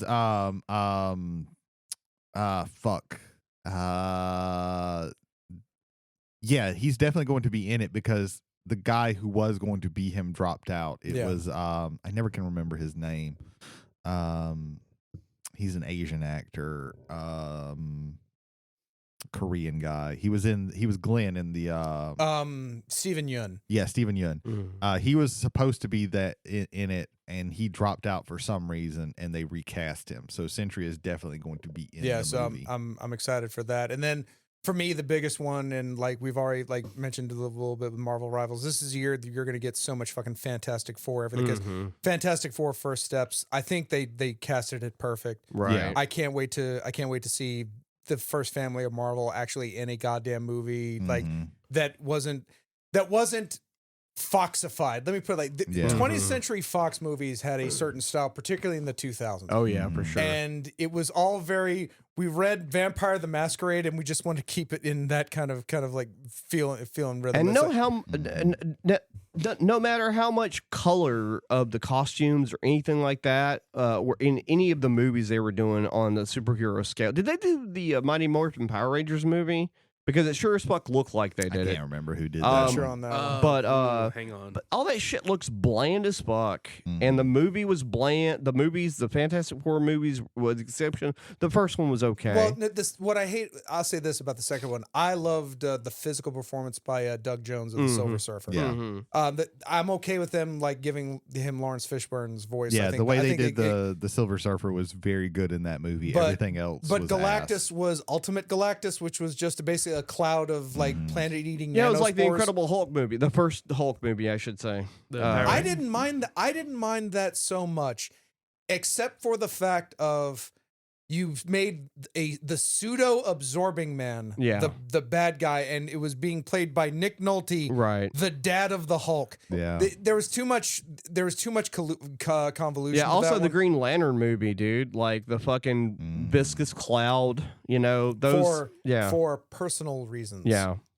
That is my least favorite. Like that to me is the worst superhero movie of all time. It's Yeah. definitely up Truthfully, like if I had to take away all of my biases, it would be Superman versus Batman: Dawn of Justice. That's the worst fucking superhero movie I've ever watched. The but- Power Rangers movie was Lionsgate. Oh, Yeah, hit or miss, Lionsgate. but yeah, Fantastic Four. but like making Parallax Space Diarrhea was Yeah. just Yeah, that was fucking terrible. stupid. Like you have some, and you have actors who really liked being there. You also Right. had, I brought this up earlier. You had Blake Lively, who I don't think wanted to be there. I would have preferred someone else's Carol Ferris. She looked bored. I wonder if they weren't all together and realized this movie's going to be shit, and it just kind of lowered everybody's like fucking performances down. But we have look forward to. We have the. But then, yeah, and then it's like, so we've mentioned the Marvel side, and of course, there's the one big one from DC, The the one one that's going to big one. reset everything off. Superman, that trailer is, for me, like thinking about it right now, that trailer is top 5 trailers of all time. It's a very good Movies, trailer. It's a period, really good because, trailer. Like, with all of the shit that has Mhm. been just drenching the DC's live action side of things over years. That is the first thing where I am attent. I am ready. Yeah. Let's do this. Yeah, I Like- did not want to be interested in this movie, and it fucking made me interested in the movie. God damn it! the callbacks with the music too. Yeah. Superman has always been and will forever be my favorite superhero, and I'm so excited about this movie. Yeah, Well, Superman had like a real big impression on me as a young person because I watched the original Christopher Reeves movie when I was probably like 6 or 7 at my grandmother's house. It was on HBO. Those back in the day where movies would show up on HBO really quickly after the theater runs because there was no home video market. And I watched it on HBO, and that's when I was just like, bam, superheroes. But Superman now is not anywhere near my favorite superhero character, but I still have a bit of nostalgia for that character, and James Gunn is really good. Yeah. So we'll see. yeah. Just the hints from the trailers that of what the story is going to be about is very interesting. You have Mr. Terrific. Yeah. You have Hawk Girl. You have Guy Gardner, Green Lantern, Mhm. Or Elton John, depending on the wax figure you're looking at. Yeah. which is played by Nathan Fillion. So Mhm. there we go. Crypto, my guy. Yeah. Since they're all kind of wearing similar outfits, people are thinking that this is going to be like Justice League International or one of the other. There's a DC. I know there's a couple of them, but there's a DC group that's like it's basically like corporate sponsored, and they're thinking that might be I it. know I which can't one you're remember talking which about, one it is. Well, what got me was The Engineer, which, if you know anything about that, The Engineer comes from Wildstorm and was basically when they conglomerated all of the DC universes from Vertigo and all of them, they put them all in the regular DC universe. Yeah. I would love to, if Spider Jerusalem ever shows up Yeah. in a fucking James Gunn led oh my god. Well, James Gunn would be the one to do it. James Gunn would be the one to do it. James Gunn, Spider Jerusalem, man. It One feels time. like he's taking a lot from All-Star Superman, which is probably my favorite Superman story. He's not afraid to be weird with it. He's not afraid to bring in weird characters, which is good. I like when they do that. At least the stuff surrounding Superman should be weird every once in a while. And once again, I'm grateful that it's not starting off with a spaceship crashing from the planet Krypton. Yeah, right. He's established, and it's also it feels like it's taking a little bit from the ideas of Kingdom Come, where it's a Superman, and he's trying to figure out how he fits into the world. There's also pretty strong hints that it's taking from the one shot. What's it called? Whatever happened to the world of what's so funny about Truth, Justice, in the American Way? Which, if you've watched the DC animated movie Superman versus the Elite, that's basically what the comic is about, which is about these newer superheroes who come in and they're like and they're showing him like, hey, it feels it's also a little bit of the idea from Kingdom Come where this new breed of superheroes shows up, and it's like, you're old news, man. Like, you're not even like, what are you even doing here? Well, then also and wrestling with that. It's kind of a weird tie. So the Elite were a pastiche of the Authority, which was over in Wildstorm, which is the Authority is where the Engineer comes from. So now we're actually just pulling the actual things that were being people are thinking that the Authority is going to be part of this. They've shown some hints of that. They also showed Metamorpho, which is really cool. That's a weird character. See, if this is any other director, I don't want him pulling like the weirdo ones, but it's James Gunn. Like the man made Polka Dot Man work. And Starro. And Starro, and like going back to the Guardian. The man made Groot and Rocket Raccoon one of the most well-known things. Like, those are two of the most popular characters in all of the DC. No one knew MCU. who the fuck Guardians of the Galaxy were. And nobody, when they announced it, everybody that I knew was like, what the fuck is this? And I was like, this is awesome, because I liked all the cosmic shit in Marvel, and I knew about all of this stuff. So I was excited about it, but nobody else was excited about it. And I think he did a very good job with it. So I'm really glad that they are going in this direction. It seems really good.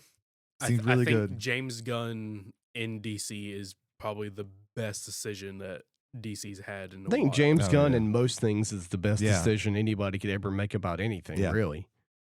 So far. Yeah, James Gunn, he's really good at what he does. He's got a good track record. I want to throw out a quick hypothetical and we move on. Had he stayed under the Disney umbrella, do you think he gets a Star Wars movie? Definitely. I would hope he so. will. He will be. They will tell him that he gets a Star Wars movie, and it will be announced that he gets a Star Wars movie. Now, does he actually ever get a Star Wars movie? Probably not, because most people nowadays who get told you're going to get a Star Wars movie don't get one. That's fair. I think he would get it, but it would be think of like straight to video movie, like a streaming show. Straight to Disney Plus. VHS. He would like a straight to Disney Plus. Yeah, Star Wars. Well, that's more they than don't likely. but they don't do that. Yeah. So it would be here. You get to have a TV show, right? At the most, that's probably what it'd be end up. Like knowing James Gunn, he'd be like, let me just pitch this to you. This is James Gunn pitching to the Disney executives. Here, there's this like sub Star Wars property that no one gives a shit about, and most people don't even fucking know exists. Let me make a third Ewok movie and finish that trilogy. Let's get some AI CGI for Wilford Brimley. Fucking no. Battle for Endor. No, let's go. I'll know that diabetes was not Do him. you know how many times I watched that fucking movie? Probably as a child? a lot. Yeah, it was definitely a good kids movie. Like he's talking to the Disney executives. The Raven chick, I had funny feelings about her. He goes, hey, you know the Guardians of the Galaxy Christmas special? Star Wars Holiday Special 2. So that one guy with devil horns and Mos Eisley, God. I want to make a show about him. Yeah. Yeah, why not? Droids. The furry thing with the weird, like, uvula looking who was the thing. band that the stormtroopers were watching during the original Star Wars holiday special? Starship Jefferson. Jefferson Starship. Jefferson Starship. Bring those motherfuckers back from the dead. I want to see Starship Jefferson, whoever that is. Yeah. That sounds great. That's Sherman Helmsley's band. Literally 3 people know this joke. Myself, Brady, and Jody. No one else. Yeah, no one else. No one producing this podcast Yeah. or listening to this Yeah. podcast know what we were talking about. Jesus. Man. So Brady, what about you, man? What movies are you looking forward to outside of anything outside of what we've talked about? Yeah, I've got a couple of things. There's a Wolfman movie coming out. There is. That is Yes. directed by Lee Wanell, who directed The Invisible Man, and it's got what's her name, Julia Gardner. I'm all for it. And I really like her, and I like Lee Wanell, what he did with The Invisible Man, so I'm excited about this one. The same guy, Oz Perkins, the guy who directed Longlegs and The Black Coat's Daughter, is directing a movie called The Monkey. I've seen it. I think I've seen a trailer for that. Which is based off of the Stephen King short story. It's a toy monkey that causes like Final Destination type deaths. Yeah. So that's cool. I love that. It's like Monkey Shines, but not Monkey Shines. There's a movie called Companion that I saw a preview of. It looks very interesting. I did see that trailer. It's Jack Quaid. I don't know, like I couldn't. I can tell you that it's interesting and it looks cool. I don't know what the fuck's going on in that trailer. I didn't know until near the end of the trailer what it was supposed to be, because the way it is, it's like very misleading. Which I like when they do that and they do it well. Of what's really happening, and apparently. Because like there's like a throwaway line in the trailer anyway that one of his friends says to him is just like, it's like now you have your sex bot's trying to kill you or some shit. Yeah. So some sort of like robot companion that goes awry. Yeah. Kind of thing. But it also looks like it could be a dark comedy in some aspects, because these two guys are having a conversation with each other, and one of them's on the phone with the main character, and he's like, "Oh no, don't worry about it. She's incapacitated. She's at 5%." And then it shows like her like running out of the door and running off to the side, and the other guy's trying to say, "Hey," he's like, "I'm on the phone, man." Yeah, it looks like an interesting movie. Bong Joon-ho has a new movie coming out that the trailer like 4 or 5 months ago came out, called Mickey 17 with Robert Pattinson. I'm really excited about that. He's like an off-world miner it's Miner. Yeah. He gets it's a very dangerous job, and every time he gets killed they just print out another one of him. So that looks very fun. And while I was looking for movies, I found there hasn't been a trailer for this one at all, but it sounds like I'm all there for it. It's a movie called The Bride. I was gonna mention this. Oh, hell yeah. After. Hell yeah. It is like a retelling of Bride of Frankenstein taking place in the 1930s In Chicago. Directed by Maggie Gyllenhaal. Jessie Buckley is going to be the bride. Christian Bale is Frankenstein's monster. Oh wow. So yeah, all of that is like, just inject that into my fucking veins, because that sounds awesome. Speaking of Frankenstein, I want to say we might be getting Guillermo del Toro's Frankenstein this year. I can't remember or not. But that's pretty cool. But There's also gonna be Jake Gyllenhaal in there somewhere. Yeah, the Bride sounds like, this is gonna be great. I'm super excited about that, and I didn't even know until I started like looking stuff up. I didn't even know that was going to be. I have a list from IMDb for all 2025 releases. Yeah, and I see The Bride, and I'm like, hang on a second. Yeah, yeah, that looks super super interesting. I can't wait for there to be a trailer out for that. Yes. There was a movie with the musician Sting from 1985 one. called The Bride, based off The Bride of Frankenstein, Okay. and it's a trip.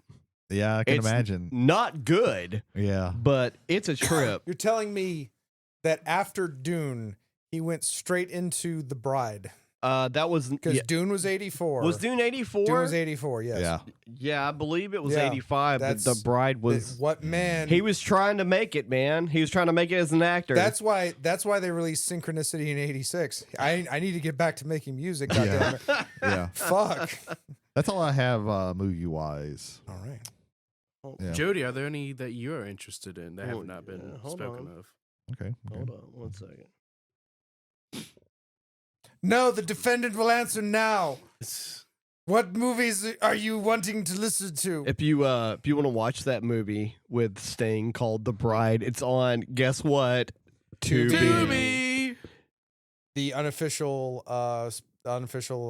streaming sponsor of Travelers on the Omnibus. It gets a 5.4 out of 10 on IMDb. That honestly way higher than I was expecting. I like how it's a different version of Frankenstein's story, and Clancy Brown is the bride. Sure.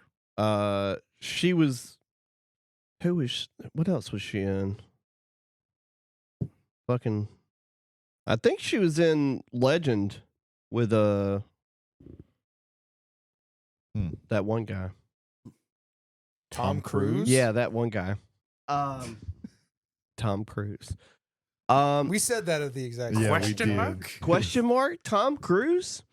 Pretty much, I knew this was probably going to happen where we were going to be sharing a lot of the same stuff, and that's pretty much like everything I'm looking forward to. Yeah. For the I most part. avoided all the Marvel stuff or most of the superhero stuff except for Superman because I'm really not interested in any of it. So. Well, I'm interested in Superman, Fantastic Four.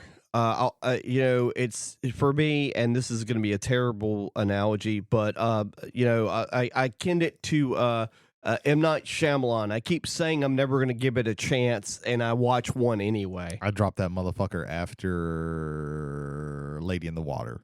Haven't watched one since. Yeah, Don't feel like I'm missing anything. you're not really even the ones that people say are good. I will say, like, The Visit was pretty good.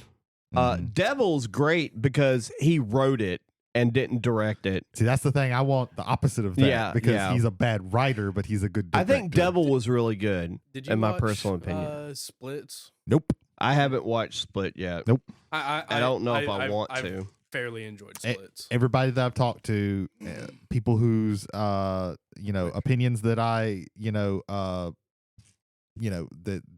that I respect, Mm-hmm. and you, No, that was If expected. you thought we'd gone soft over the break. I was expecting have that. told me it's good, and I'm just not going to do it. He almost got me with Trap, but then I found out that one was also garbage. Mhm. So I'm good. The day that he directs a movie and doesn't write it, I will be there Mm-hmm. because I think that he's a good director. I think that he is an ass writer. Yeah. And when he does that, to be honest, I would have watched Trap if I wouldn't have found out that it was a basically trying to launch his or trying to improve his daughter's Music pop career. Yeah. That in and of itself turned me off of that one. I paid to go see The Happening with my friend Phil. Ooh. And I've said this and I'll say it again. When we walked out of the Carmike Theater, that is now an AMC theater in Mobile, Alabama, I basically did Shatner from Wrath of Khan. I dropped to my knees right outside the ticket booth and screamed, Shyamalan! Yeah, I can't say much. I paid money to watch House of the Dead. I also paid money to see House of the Dead, but I was refunded my money for watching In the Name of the King, a Dungeon Siege tale. Oh man, Was that another Uwe Boll movie? Yeah. Yep. I got a headache from that movie. It was terrible. House of the Dead with all the shaky stuff going on. It was yeah. It's really bad. The fact that the dolly tracks for the camera are visible on screen. Uwe Boll was in celebrity boxing. Yeah, because he's a good boxer. Yeah, he's a fantastic boxer. Like there was a whole. Was it Screech he beat the shit out of? I can't remember. I can't remember about celebrity, but there was a whole bunch of people who like reviewers who like shit talked his movies, and he said, "Okay, well, come box me." Come to Germany and box. And me. they were like, "Yeah, sure," because they were like, "There's no way this guy's good," and he's really good at boxing. He beat all their asses. Yeah. Yeah. The final movies I want to just mention, Wicked Part 2, because that's course. one that Bianca wants to watch. Mm-hmm. And there's a announcement for Now You See Me 3, which I have never been more disappointed. Remember earlier?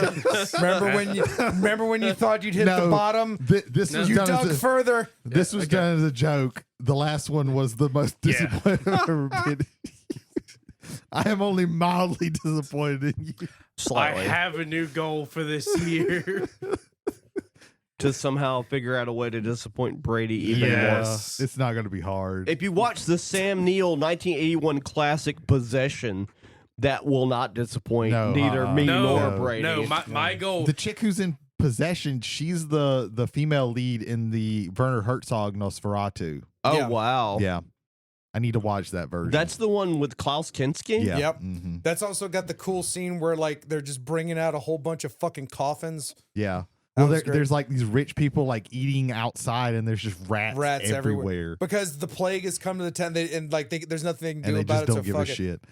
So I need literally, he's evoking the Great Plague and the dance. That's macabre and all Count the shit. Yorgo, right? Or is that a different movie I'm thinking of? No, it's called Nosferatu. Okay. He So just, it would be Orlok if No, no. it was based off the original printing. Would have been yeah, Orlok. but Herzog actually changed their names back to all of the All names, the from, names Dracula. So Klaus Kinski is playing Dracula, Yeah. and he's playing and what's her name is Mina. I'm sorry that I forget your name. Italian actress who is really good at playing distraught women. Yeah. Also, that scene in the not sewer, the subway. Yeah, it's a subway. Yeah. Mhm. We interrupted you. Did you have more to say about Now You See Me 3? No. That's what I figured. Is Mark Ruffalo playing the Hulk in that one? I hope so. I hope so. Is They have not released a plot or an announced is Morgan date. Freeman still in the cage in this one? That's Jesse Eisenberg, right? Yes, it's Jesse. Yeah, I think I've Eisenberg. seen the Jesse first Eisenberg. one. And it I was love like James Isla Franco. Fisher, James Franco. I look at and- movies like that and Woody like Harrelson. and Woody Harrelson. Yeah, Pick for which some one, reason. one of those four Yeah. doesn't fit correctly.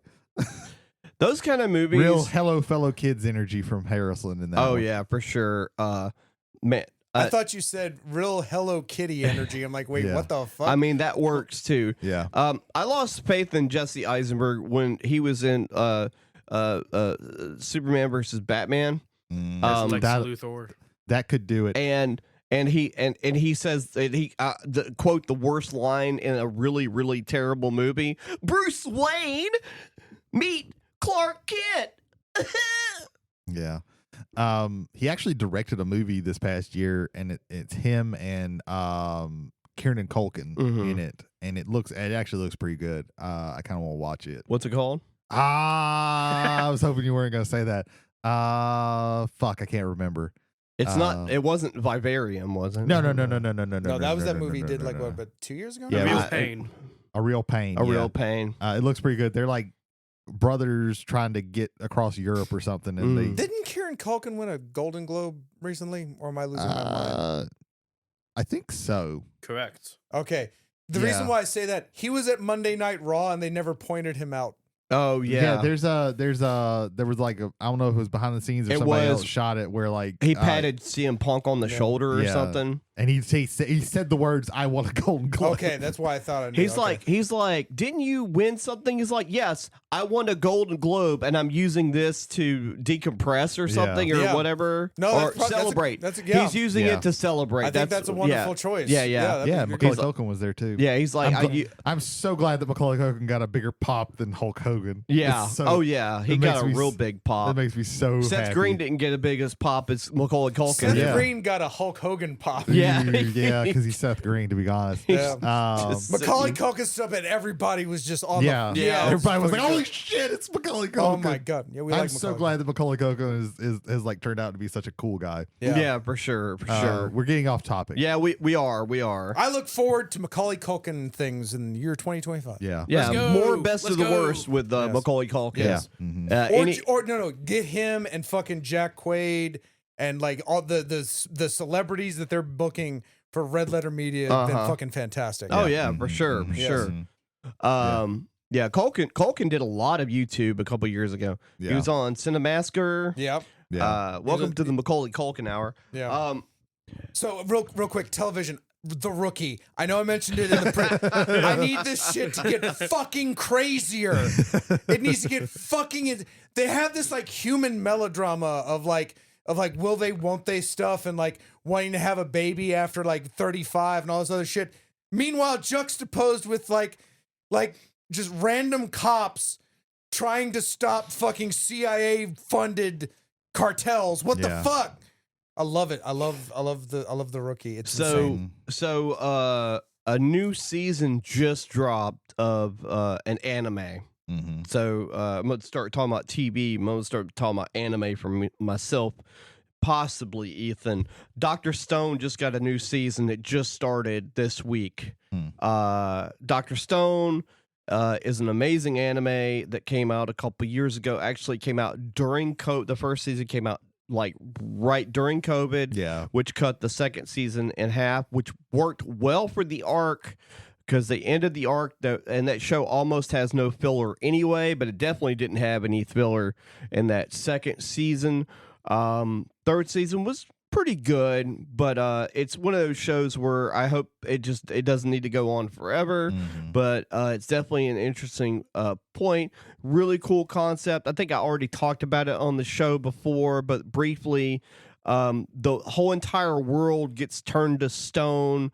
The main character is a very smart science nerd kid. He breaks out because he's turned to stone in a cave with bats and the bat poo or whatever, the acid, the guano basically causes the shell of his stone casket to break, and he breaks out and figures out the chemical composite to break people out of the stone to return them back. Because he wants to bring the world back the way it was. And so he's making like basically trying to figure out how to make modern technology and inventions out of Stone Age materials. And so it's a really cool, like very MacGyver, but not goofy in that sense. And then they repurpose inventions for other inventions later. Oh, it's fantastic. Dr. Stone is amazing. I want to talk about MacGyver real quick. Okay. That's another show that got flanderized. Like MacGyver started out, it's like, there's this, and you're okay, and it just makes a little sense, and it makes sense that these things would be around, right? You could do that with, okay, right. And then it just fucking like it's fucking. We need to make a laser to cut through this thing. Well, fortunately, I have a gumball, a rubber, and my own piss, and that'll create and it'll explain to you how to make. And no, that's not how you make a laser. There's an episode. His first name was Angus. There's an episode of MacGyver where he takes a strip of juicy fruit, and chews it into a rubber ball, and uses the non-conductive aluminum foil and a gunpowder from a bullet to blow a door open. Yeah, that sounds about right.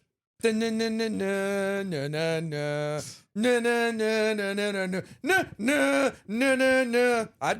going. Of course, yeah. Dr. Stone was a show that I remember when it first came out. Gomez really hyping it up, and me going, that sounds cool, and then me just never watching it. Yeah, that's fair. Yeah. What about you? We're Ethan? even shitting on Chris tonight. Holy fuck. I mean, to be honest, We need to get If him on it- the show one if night. you tell and have it how and have an Ethan How? Ethan versus Gomez shame off. you figured that Gordian knot out, Jesus. They should I mixed my metaphors. I'm sorry. No, it's okay. They should, however, like Italian restaurants should have Gordian knots, which are garlic knots, but like they're wrapped in some sort of delicious Italian meat. I Yeah. would prefer prosciutto. And then some. I'm not gonna do that. Just Ethan, what TV shows are you looking forward to watching? I think I know the joke. The new season of Jujutsu Kaisen is scheduled to come out at some point this year. Season 2 of Dan to Dan is supposed to come out sometime in July. Yes. Yes. So once I'm looking forward to Dan once to I Dan. start that, I'm going to be excited for it. There's not really a lot of TV that I'm really like into right now. It's primarily like movies that's just taking up my time right now. Right. I'm probably looking forward to shows that have not been announced that just drop on Netflix, like Yeah. Love is Blind. Our other two guest hosts are dying. Yeah. You know, any trash television on Netflix. I was scrolling through and you're like you do the Netflix thing where you're like I don't know what I want to watch, and there's there's a tab called they got the giggle shizens. There's International Love, and I'm like, oh no, International Love. oh no, it's all of the TV shows Jody enjoys.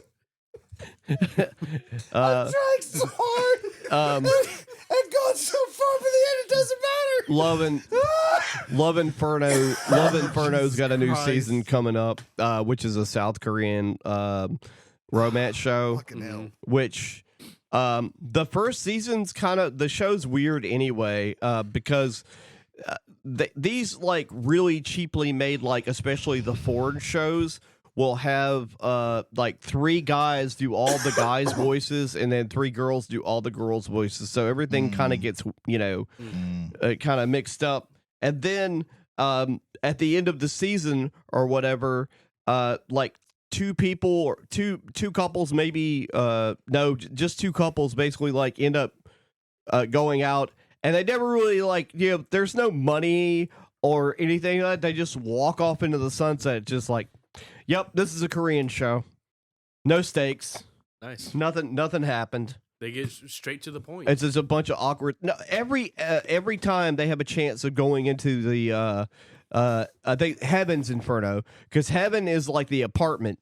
If you win your challenges, you get to take a date to the apartment, and then like every time they always do this like, let's talk informal.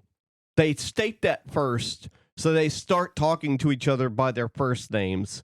And I know it's a cultural thing, but it's so weird. So you're not looking forward to anything except for anime as far as TV goes, unless it hits me by surprise. I'm like, right. Well, there's probably plenty of things that are gonna like that. That's the thing about having streaming shows. It's you never know what's gonna come out. Like, I don't know. Are we getting another 3-body problem? Probably not. We're probably not going to get another one of those for a year or 2, I imagine. It's going to be several years. Shows don't come out yearly anymore. No. Unfortunately. No. For me, unfortunately, there's nothing new coming out that I saw that really spoke to me. Hope maybe something will be announced or will pop up, like you said, on one of these streaming shows. But there are some like season 2, season 3s that are coming out that I'm excited about. The new season of Yellow Jackets is finally coming out. Oh, hell yeah. So I'm super excited about that. Season 2 of Andor is supposed to happen this year. Andor's one of the best Star Wars things that Disney has done. So I'm glad of that. And then Last of Us season 2 is coming out. I think they released a trailer. I haven't watched it because I don't like it's what's the point? I'm gonna watch it anyway.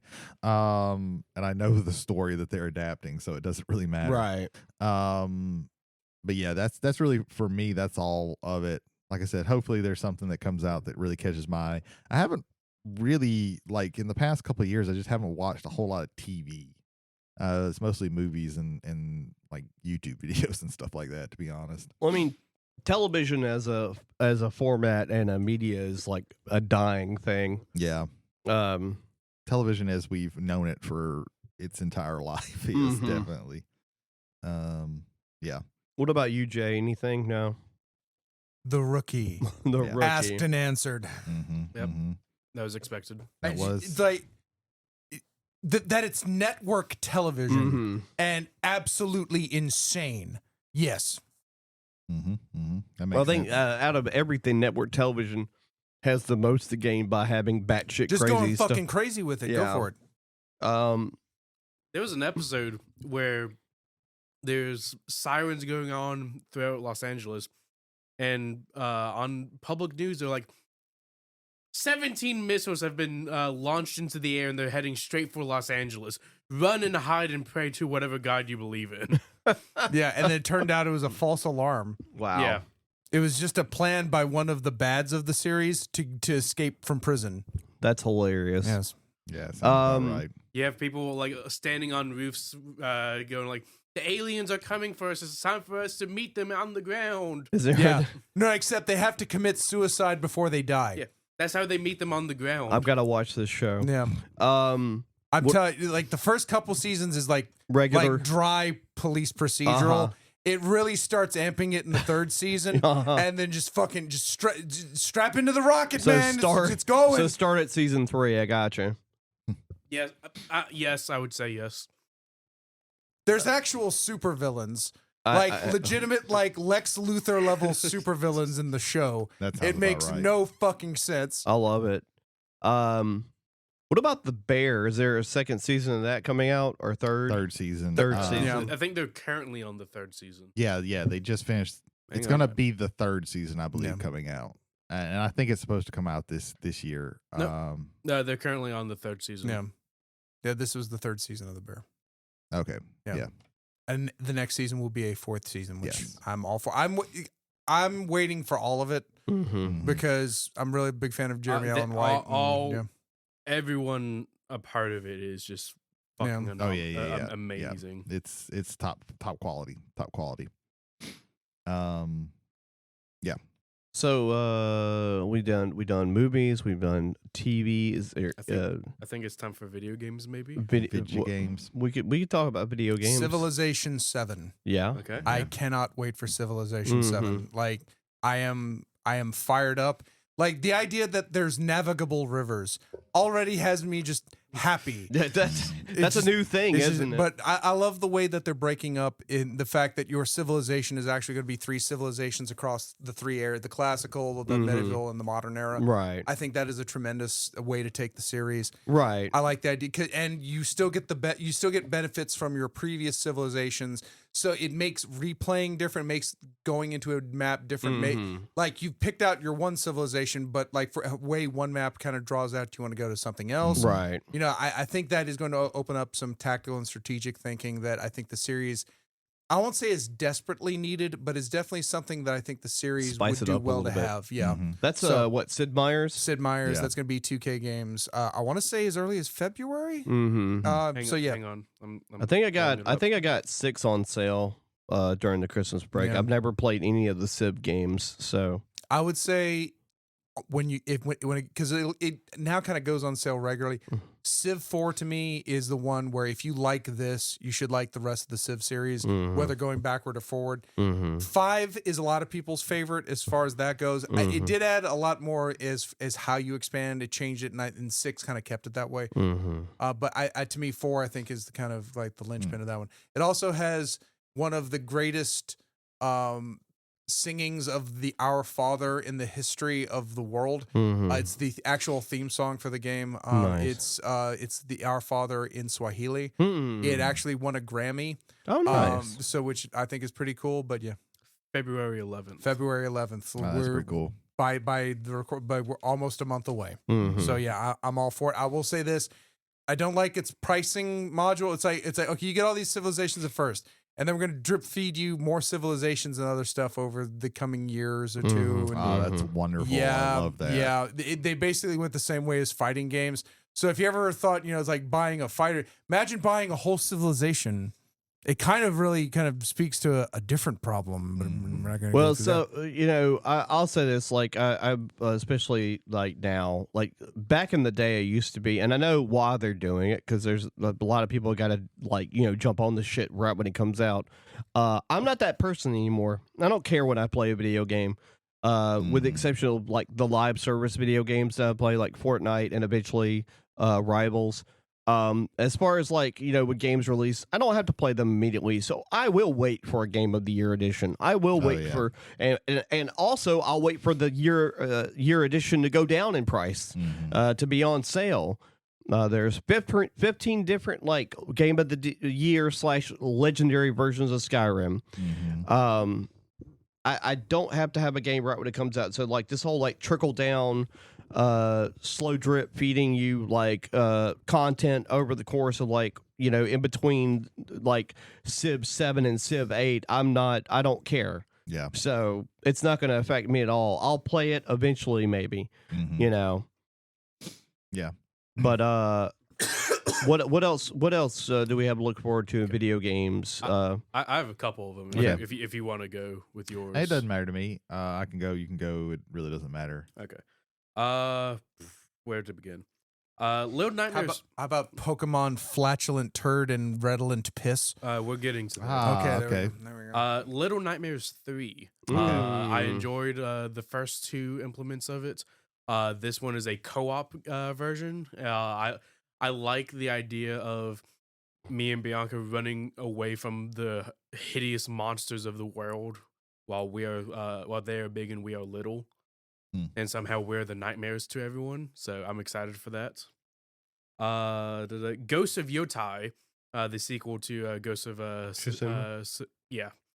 I am very much excited about that. I like the idea of progression still within the timeline, but a different era.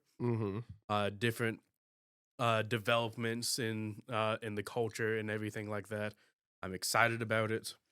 There is I'm not a big fan of it, but I know a lot of people are. Monster Hunter Wilds.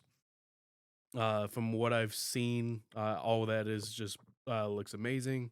The Monster Hunter games are for me personally, very very vast and expansive.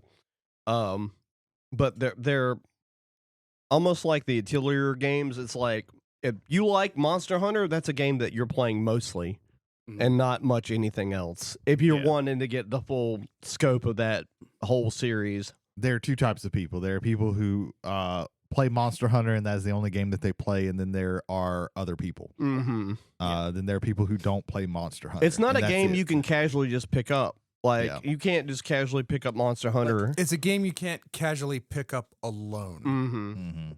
I had Monster Hunter 3 and I had Monster Hunter 3 Ultimate, so with all the bells and whistles on the Wii U of all things.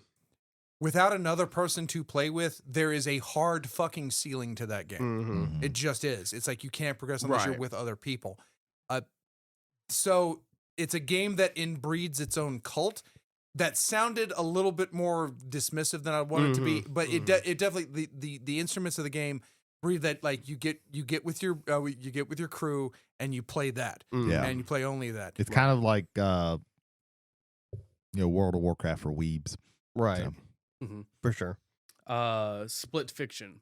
It is the same studio that made A Way Out, which me and Bianca beat, and Bianca bawled her eyes out with the endings. And it takes that's the one where you're escaping prison, right? Yes. Yeah, and you find out one of them. Yes. She was playing the cop. And don't spoil it. I haven't played it. Okay, gotcha. Oh yeah. Is those people what this game is? Both of us work at a video game company. Where we're experimenting with augmented reality, where you put yourself in the game, but they have these special pods where only one person can be in a pod. Well, one of the people fuck up and get in an accident and is trips into a pod with someone else already in it, and now they're in a coma in the video game, and it goes from fantasy to cyberpunk, back to fantasy, back to cyberpunk, and things like that. And while you're trying to escape the augmented reality sphere. And again, Interesting. It's co-op. I'm so excited about it. There is the Pokemon Legends ZA, the sequel to Pokemon Legends Arceus, which you could be making these names up, and I would be like, sure. Which I very much enjoyed when it came out, so I'm excited to see. And I like the region that it takes place in. I remember we had a conversation like the lore that Pokemon has with the Great War where people actually fought Pokemon. Oh yeah, it's that region in which it takes place in, but like 300 years in the future. Okay. So I'm excited about that, and I can't think of anything else. So yeah. Okay.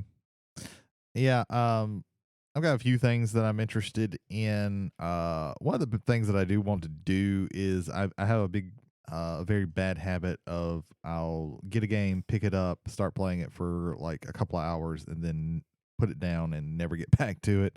So one of the like some big game that I have in my backlog, I really want to try and finish, be it like Nier Automata, God of War Ragnarok, something like that. I don't know. One of the Persona games that I have. I really want to do that. But a couple of things. One is a game that it came out last year, but I haven't had a chance to play it. Neva. It's from the same people who made Grease. So I really want to play that one. I just haven't had a chance to get it yet. There's a couple of remastered collections that's coming out, Suikoden 1 and 2, and the one that I'm really, really excited. I've had that wish listed on Steam for a long time. The Lunar Collection remastered, that one I really want because that one too. Silver Star Story is one of my favorite games, period. And I never got a chance.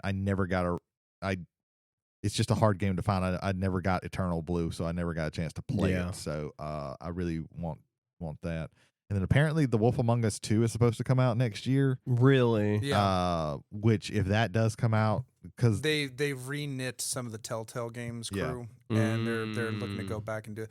Yeah. I think under a company that is doing things other than just Telltale Games, I think Telltale Games' style can work. Yeah. As an I won't say an addendum, but as another type of video game that's coming out. When Telltale was only producing those games, it was becoming very like Chop House. Yeah. Like it's the same fucking story beats almost. And it was all the time. stale. Well, that so stale. And when they finally started taking off after The Wolf Among Us, like slowly. After they started taking off, by the time they got to The Walking Dead, they were just cranking them out all the time. Well, The Walking Dead was their first one. Was it the first one? It was the absolute first. But they did do like a season 2 and a season 3 of that. So that might be what you're remembering. Yeah, it may be. But at one point, it was just like all the time. But yeah, to me, it was like 3 coming out a year, and it got to where it was like, man, this feels like it's the same game. Right. And then they had like Minecraft, Batman. Well, and you also had problems Borderlands, like, Game of Thrones. They had their one with Game of Thrones. They had the Game of Thrones one. Yeah. And the problem with that one is they were told like you can't really fuck with plot points. Yeah. So their story literally is a zero-sum game, and which means like certain choices yield the exact same results even though they're diametrically opposed to one another. So again, Telltale is great as another thing being produced by a company that's producing a bunch of video games. When it's the same game over and over again, it just becomes too redundant. There's Rock Band. Yeah. Yeah. But yeah. Good point there. It's the same thing. Yeah. That happened. Or with all those. Madden. Yeah. Also true. But yeah, if that does come out, that's gonna be really cool because I think that was of the ones that I played, that was my favorite one. I think that was kind of their peak. It's already out, but it's something I want to play this year. The Dragon Quest 3 2D 3D remake, followed by the Dragon Quest 1 and 2 2D and 3D remake, because that's actually that's the progenitor JRPG story. Like people can say, well, they're like Final Fantasy has a lot of it, but Dragon Quest in Japan, and particularly for the Japanese side, that was what they experienced as far as the story. So, right, which was like Dragon Warrior over here. Yeah, it was Dragon Warrior. First two. 4.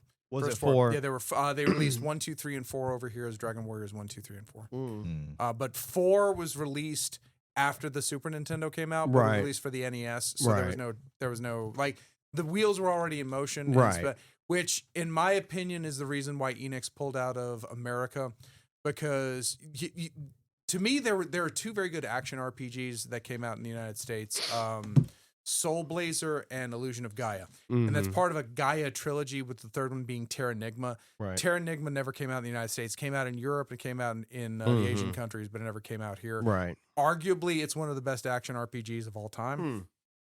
Which is saying a lot, thinking about that genre, and some of the people, just breaking every single pot in existence, You also had Brave Fencer Massage. Brave Fencer, mentioned that earlier, PS1 2D side scroller, top down action platformer, puzzle solving. 2D side scroller is the same thing. So it's Mortal 100% Kombat puzzle game. Hey Ethan, a funny fact. There aren't any 2D side-scrolling platformers on the PlayStation 1. All of the games that are side-scrolling are not 2D. For like example, Pandemonium, it's not a 2D game. It's a 3D game rendered to look similar to 2D, but it's not. Kelowna, not a 2D game. It looks like it's 2D until you make a turn, and then it's 3 dimensions. There are no 2D side-scrolling platformers. And on the other video PlayStation. games we're looking forward to. I have a counter to your point. Mortal Kombat. Got you there. Gotcha. Got him. Wait. We even have those. There we go. Shit.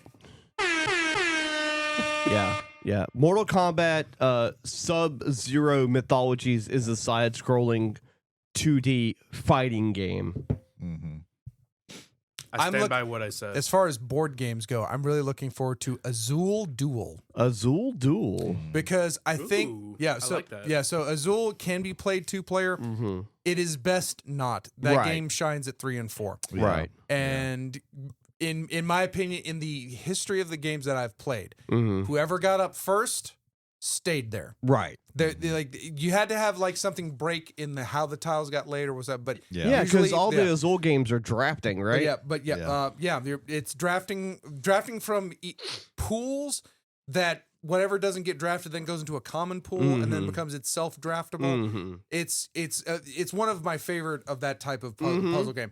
It's abstract 100%. with a little bit of luck to it. So 100%. Like but a little bit of luck to it. So it's why a 3 and a 4-player game could switch depending on how people take. Whereas in a 2-player game, once one person's up, that person's up. Right. Michael Kiesling is working on the dual version of Azul, which I've seen what can be done with Splendor. Yeah. I've seen what can be done specifically Wonders. With Seven Wonders. Oh my God, that game is amazing. That was the watershed of that. Of instead of having a game that fields multiple players with these special add-on rules we have for 2 people, let's just build a 2-player game in that and see what works. And it works there. really well. Works with that. Works with Splendor. I'm looking forward to Azul Duel. I want more duel games like let's get like Wingspan duels. Let's make it happen. It came out with it a while back, but it was not Takanoku, but I think they are making one of that. It's Tokaido Duo. Oh, okay. And it looks really interesting. Yeah, I'm a big fan of Tokaido. They've actually this last year they came out with King of Tokyo Duel, and I've heard that one wasn't that good. Yeah, I don't know how you duo that one. Because to me, like having like more than one monster is what you kind of need to kind of keep that thing kind of roll. Because one good lucky roll, and it's like, oh, Hugh takes 6 damage. It's like, okay, well, and then your whole next roll has to try to mitigate a little bit of that. I have to believe. Isn't that a Richard Garfield game? Yes. You would think after all these 2-player games, he would be pretty good.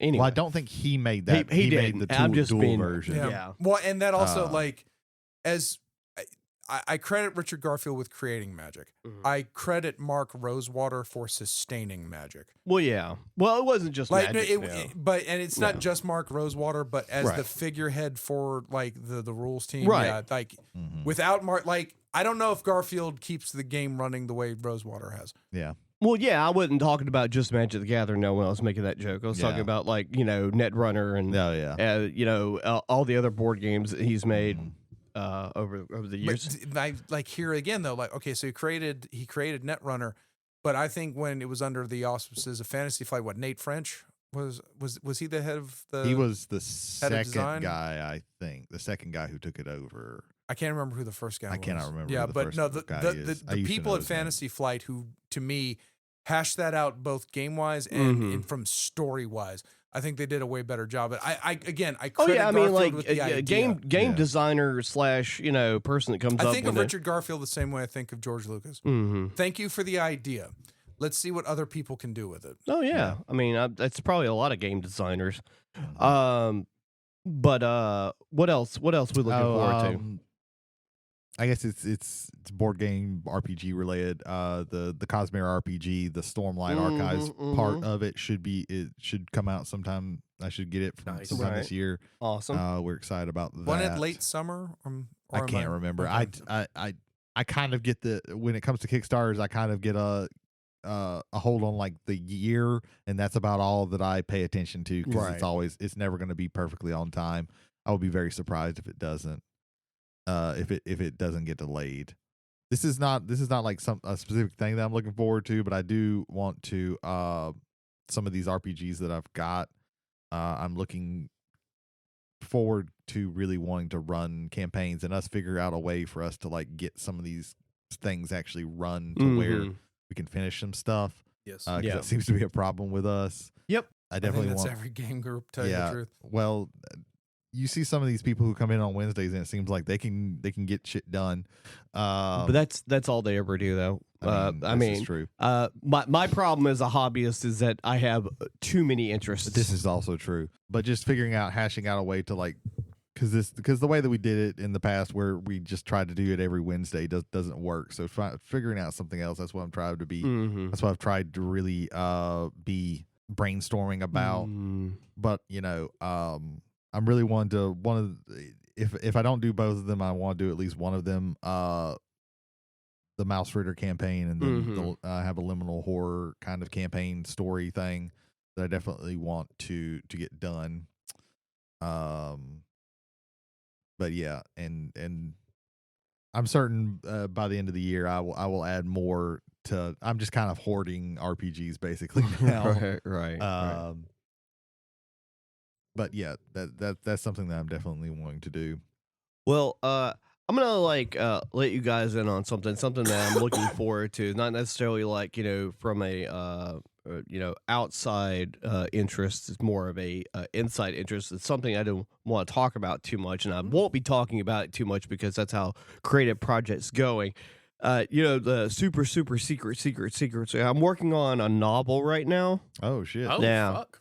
Yeah, Yes. I've been shit. working on it for a while. Mm-hmm. So not promising that it's going to come out anytime soon. Mm-hmm. But I am working on it. Oh, okay. So- That's pretty cool. Fuck Yeah. That's Yeah. pretty cool. Nice. Mm. Let me posit this then to Yeah. the travelers. Yeah. What are some of our resolutions, gaming, media, otherwise this year? Let me start off with throw my out there. I want to get my painting backlog out, which Mhm. means I've got a few things that I need to knock out. I need to knock out the Sanctum Sanctorum. I need to knock out your Changeling. I think you did give me a Changeling, right? Or Yeah, the change. yeah, the Changeling, and Holder's Lord of not Vanity. Good Lord, I can't think of that. But his piece for Slanesh. Yeah. And then I want to actually like get into my goblins and like get a 2,000 point goblin Mhm. army put together, which I've got it in plastic. I just don't have it put together and painted. So my resolution is to knock that painting backlog out this year. Yeah. Anybody else? I mentioned the couple of them, the trying to get at least one thing from the bigger games of my video game backlog, and Mhm. trying to at least run and somewhat complete a campaign, an RPG campaign of some of these things that I've got that I'm really interested in running. I want to actually play more Age of Sigmar. The 4th edition has come out, and we haven't played a full game yet, and that I think just a few annoys- spearheads. On top and of that that, annoys me. They've changed points and erratas have happened like twice, 2 or 3 times already, and that's annoying to me. And then one of the things I want to do is catch up on some more of the Brandon Sanderson stuff. He had those secret projects that come out, the 4 books, and I've read one of them, and I want to read the other 3. So that's something that I definitely want. There was no like really books or anything that caught my eye. The way I pick books a lot of times is I'll see like an article where it's like, hey, here's the thing coming out, and I'll just like favorite it either on like Goodreads or Amazon or something to remind me, hey, come back and maybe get this one. But yeah, that's the stuff that I've been thinking of. I do need to paint more, but I don't know if I'm actually going to get to painting this year. Me personally, I'm trying to sort of balance out my time with old and new. So, in order to catch up on something that's on my backlog, as far as like video games, would be, go back, download, play, hopefully complete an older video game while I'm also playing newer ones. That same mentality goes with watching things on streaming television. I'll watch something new, and then I'll watch it. I've been watching a lot of essays lately, which I mean, it's very, very gratifying. But the more YouTube, I go down a really bad like habit of going down YouTube rabbit holes, and they're satisfying while I'm watching them, and then I always have I have self-imposed FOMO, where I was like, oh, I watched like 4 hours of this like series on this one thing. I could have been watching a movie though. I don't know if anybody else gets that, but it happens from time to time. But I really need to focus some of my efforts. I need to get back into recording my podcast more regularly. Hopefully I can do that. And also work on my music. I have so many different outlets. I have really bad, like everybody else knows it's a meme, but I have ADHD really bad, so I have problems focusing on certain things. So that's something I'm trying to work through without medication. And so I try to flip between things so I don't lose interest in things. Yeah. So, write a paragraph or a page of a story, play 3 hours of a video game, watch 4 hours of YouTube, watch Netflix, work on Magic decks. Yeah.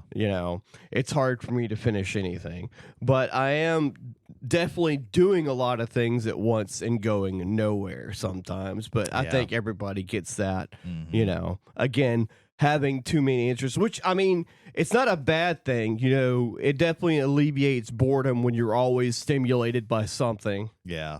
Yeah. What about you, Ethan? So it's something I kind of thought about. There's 2 and possibly 3 goals I want to accomplish. First one is I want to complete my my competitive Magic deck. Okay, I'm missing 4 cards. 3 of them I can relatively get with no difficulties. But the last one is gonna be something I'd have to like actually like save and work up towards. And so that's gonna be that's gonna take me a while to get. Second one is I want to read more. I got Bianca the new Kindle Scribe where she's able to like annotate as she's reading and whatnot. She has a Kindle she brings with her to work. She has one that she keeps at home. She has half of it. She has half of a library basically, and she just like pops out books willy nilly. And so I used to read so much in high school, and I kind of want to get back into reading. So I want to at least read. I want to read at least 10 books this year. That's a goal I want to make for myself. And the third one is kind of like you, Brady. Is I want to finish the games that I've started. Yeah. Like I have not finished Ghost of Tsushima. I want to play Nier Automata to complete to the end. I also picked up Hollow Knight, and so I have a really bad issue of starting a game, getting completely immersed in it, and then just completely stopping. Yeah. That's why I play so many roguelikes and games like Minecraft, because those games never end, so I don't have to worry about completing them. Yeah. Yeah. Well, my problem is it would be even worse in games like games that never end. Right. I can't do those. I have to have some kind of ending eventually. Yeah. Yeah. Those are the 3 goals I've set for myself. Mm-hmm. Nice. I have one more thing. So this is something we talked about briefly in the pre-shows and things like that. I would like to put forward a challenge. This is no one at this table has to do this. No one listening has to do this, but this is something I would like someone to do in the coming year. If you don't want to do it, that is fine. You don't have to claim it today. But because right now it's on Amazon Prime, the all 5 seasons of it, I would like someone to watch the first season of Babylon 5. I'm watching it again, and one of the reasons why I would like someone new to watch it is I'm stuck in my 90s nostalgia, and part of me feels that it's the cliched, it's as relevant today as it has ever been. I want to know if that's true or not. And having someone who doesn't have that attachment to it see that, I would like also, just for me personally, I think it's one of the best science fiction television series of all time. It is, to me, the progenitor of American serialized television, where you have to stay with it week to week as the stories are developing up. The first season is very classic American sci-fi, and the fact there is an underlying story that's going to be brought to the front eventually, but it's still kind of story to story in the first couple of episodes, just kind of get everybody that.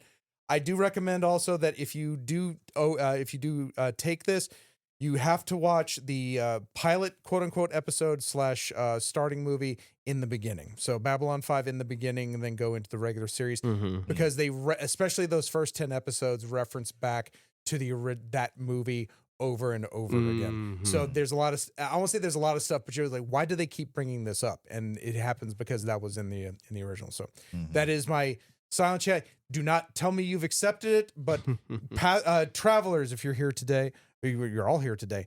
If you end up doing this, I would like to hear about it on the show. Passengers, if you do this, leave us a comment on this or any of the future episodes saying, hey, I took up your silent 2025 challenge of watching the first season of Babylon 5, and this is what I thought. That's just something I wanted to get off my chest there at the very end there. Nice. Yeah. I'll say, watch Don da Don. Don da Don. Don da Don. Fucking watch Shogun. Somebody watch this goddamn show. It is the greatest show that came out last year, and nobody that I am friends with have fucking watched it, and I cannot discuss it with any goddamn body because nobody fucking wants to watch this fucking show. You can do subtitles. It's okay. You can put down some shit that you were doing and watch an hour episode every fucking week. You can do it like that and watch it like it's a regular goddamn show. Somebody watch this fucking show because I want to fucking discuss it with somebody, and I cannot do it, and it is the most frustrating thing in the entire world. It's winning Golden Globes, it's winning fucking Emmys, and nobody that I fucking know is watching it. God fucking damn it. Are they doing a second season? Yes. Okay. I don't have Hulu. Jay, I'm gonna disappoint Brady again. Okay. I got rid of Hulu. Fuck you. Say you got rid of Hulu specifically. And I know you're going to say I'm not going to watch it until it's all out. The first season was made to be The first season's all out. Yeah. The first season is all out, and it was made to be. I don't want to pay for Hulu. It wasn't made to be. You could pay for Disney Plus. Like Hulu is on Disney Plus. Like it was made to be a limited series, right. and then they decided because it was so fucking popular they're going to make more of it. I was so not. The first season is a complete story that stands alone. I knew that. I knew all of that. I don't want Disney Plus though. Get a free trial and watch it in 7 days. I can't. I've already had an account. Brady. Create a new goddamn email. Jesus. I will. I have no faith in anything that you're going to tell me. Do you know how many times? Do you know how many times somebody has looked me in the eyes and said, "Yeah, that sounds like a really cool show. I'm going to watch it," and then they don't. You know how many times I have been betrayed? Do you know? It is an uncountable amount of times. How many friends do I have that I have spoken to? And that many times, I've given up. There's nothing left. Whiskey and Wrestling is a podcast where our friends Michael Hill and Jason Holder speak about a week's worth of wrestling. Maybe. Sometimes, we don't know. Maybe. We don't know if they've they will put drink. the show on hiatus. But they will definitely drink. We don't know if they've had a hiatus yet. Yeah, they might be Kenny going on Omega's hiatus. returned. Yeah. Yay. Isn't it so fun that he had his first match in Japan where nobody watched it instead of on AEW that he's contracted through? Even better, AEW didn't promote it. Yeah. Except for like, hey, I'm gonna wrestle in Japan, and then he did. Yeah. That's so great. No, you know who put the foot down on that? Warner Brothers. We don't want you fucking promoting things that aren't like AEW. Not even they couldn't promote Wrestle Dynasty because it wasn't on Max. Max, right? Yeah. Which is their fucking show. Yeah. 100%. There you go. Whiskey and Wrestling. Drink more, wrestle less. Yeah. We might have one less. We just forgot to talk to them to see if they've gone on hiatus yet. We will ask them formally next week, and then there will only be Whiskey and Wrestling Wolfpack, and that's us, baby. Yeah. There you go. Yeah. The Completed Podcast, a Magic the Gathering centered podcast, hosted by Christopher Vega, Brendan Scott Tanner, and Brandon Smith, goes about the ins and outs of competitive Magic and all of its various formats. Discussions with professional Pro Tour players, with Brendan Scott Tanner being a former Pro Tour player. Check them out. Ethan Brady seems like he's still angry about Shogun. Please plug another show. I wasn't going to mention it, but I you did. Your podcast. Yeah, is that what it's called? Fearology. Thank you. Hopefully, Jody we'll Kites, your podcast. Hopefully, we will get some more episodes here soon. You will be getting a new episode. Yes, which I'm very excited about. Are you? Have you listened to any of the other episodes? It's been so long since I've listened to it. And if it's not, Jody's going to go to jail or hell. Check it out. Fearology. Already in hell jail. Is that all the shows? I believe that is all the shows, unless you want to talk about the drummers. Dude, they haven't made an episode in like 2 years. Maybe it's because we haven't gotten them enough. With Jared and Kevin? Yeah, for like at least a year and a half. So that's true. Past the point of no Stephen return. Nelson II and Jarrett Taylor produce bearded drums. One of them plays drums, and the other one goes a. I'm pretty sure that's JT, but it's available on YouTube and all videos. Blake Shelton, and Gwen Stefani are married. Are playing Twilight Imperium. Yeah. I would love to watch Blake Shelton play Twilight Imperium. They got divorced or something. They might be. I don't fucking know. Yeah, who can keep up with I know Keith Urban and Nicole Kidman are still married, and they live in Nashville. Huh. Well, that's better than anyway. Thank you for listening. Wait, that's better than what? No, don't fucking leave that hanging. Wait, what's better than? What's better than that?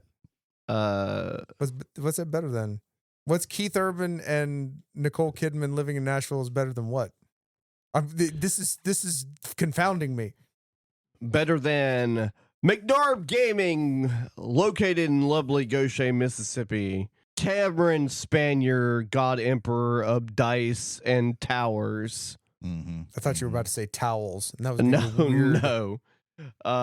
Dice Towers, dice, and all the accoutrements. They got dice cups again. They got dice cups. They got dice bags. They got the crystalline dice tower. They had to restock on the dice cups after me and Bianca bought them out. Yeah. They've got dice coins of different varieties besides just the 20s. They have everything that you could possibly need as a gamer / nerd. Mm-hmm. Check it out. There you go. They be good. Well, like what? They be good. They be good. I thought you said baby girl. I thought They that's what be he said good. too. They be Magnar good. Gaming, baby girl. Oh, things got weird. Dear Adonis, I'm sorry this man is your father. Baby Girl, that's a new Dear Nicole Kidman Aslan. movie. Yeah. Oh, really? Yeah, Oh, she's wow.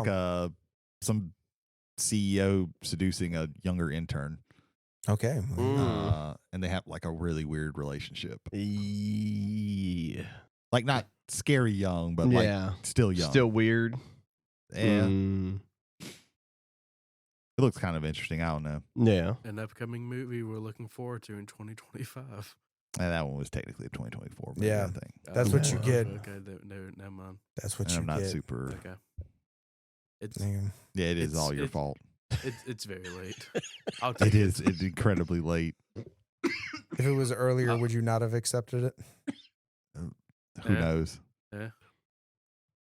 Well, as the air is slowly leaking out of the tires of the bus, I think that I've got my tire inflator right there. That's good. well, good. it's We it's can good for that. we can adjust for that. For travels on the omnibus, I've been Ethan Skinner.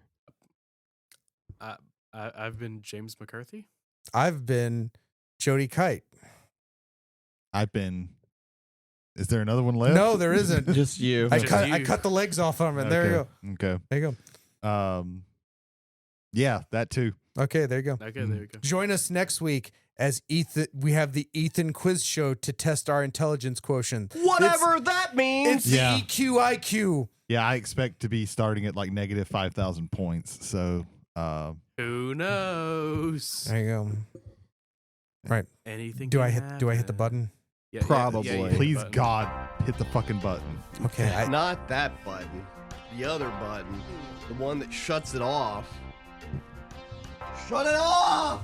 He'll do it. I know he will. No, I won't. I will not shut it No, off. that's fine. At least Oh, not during the shut outro song. Yeah.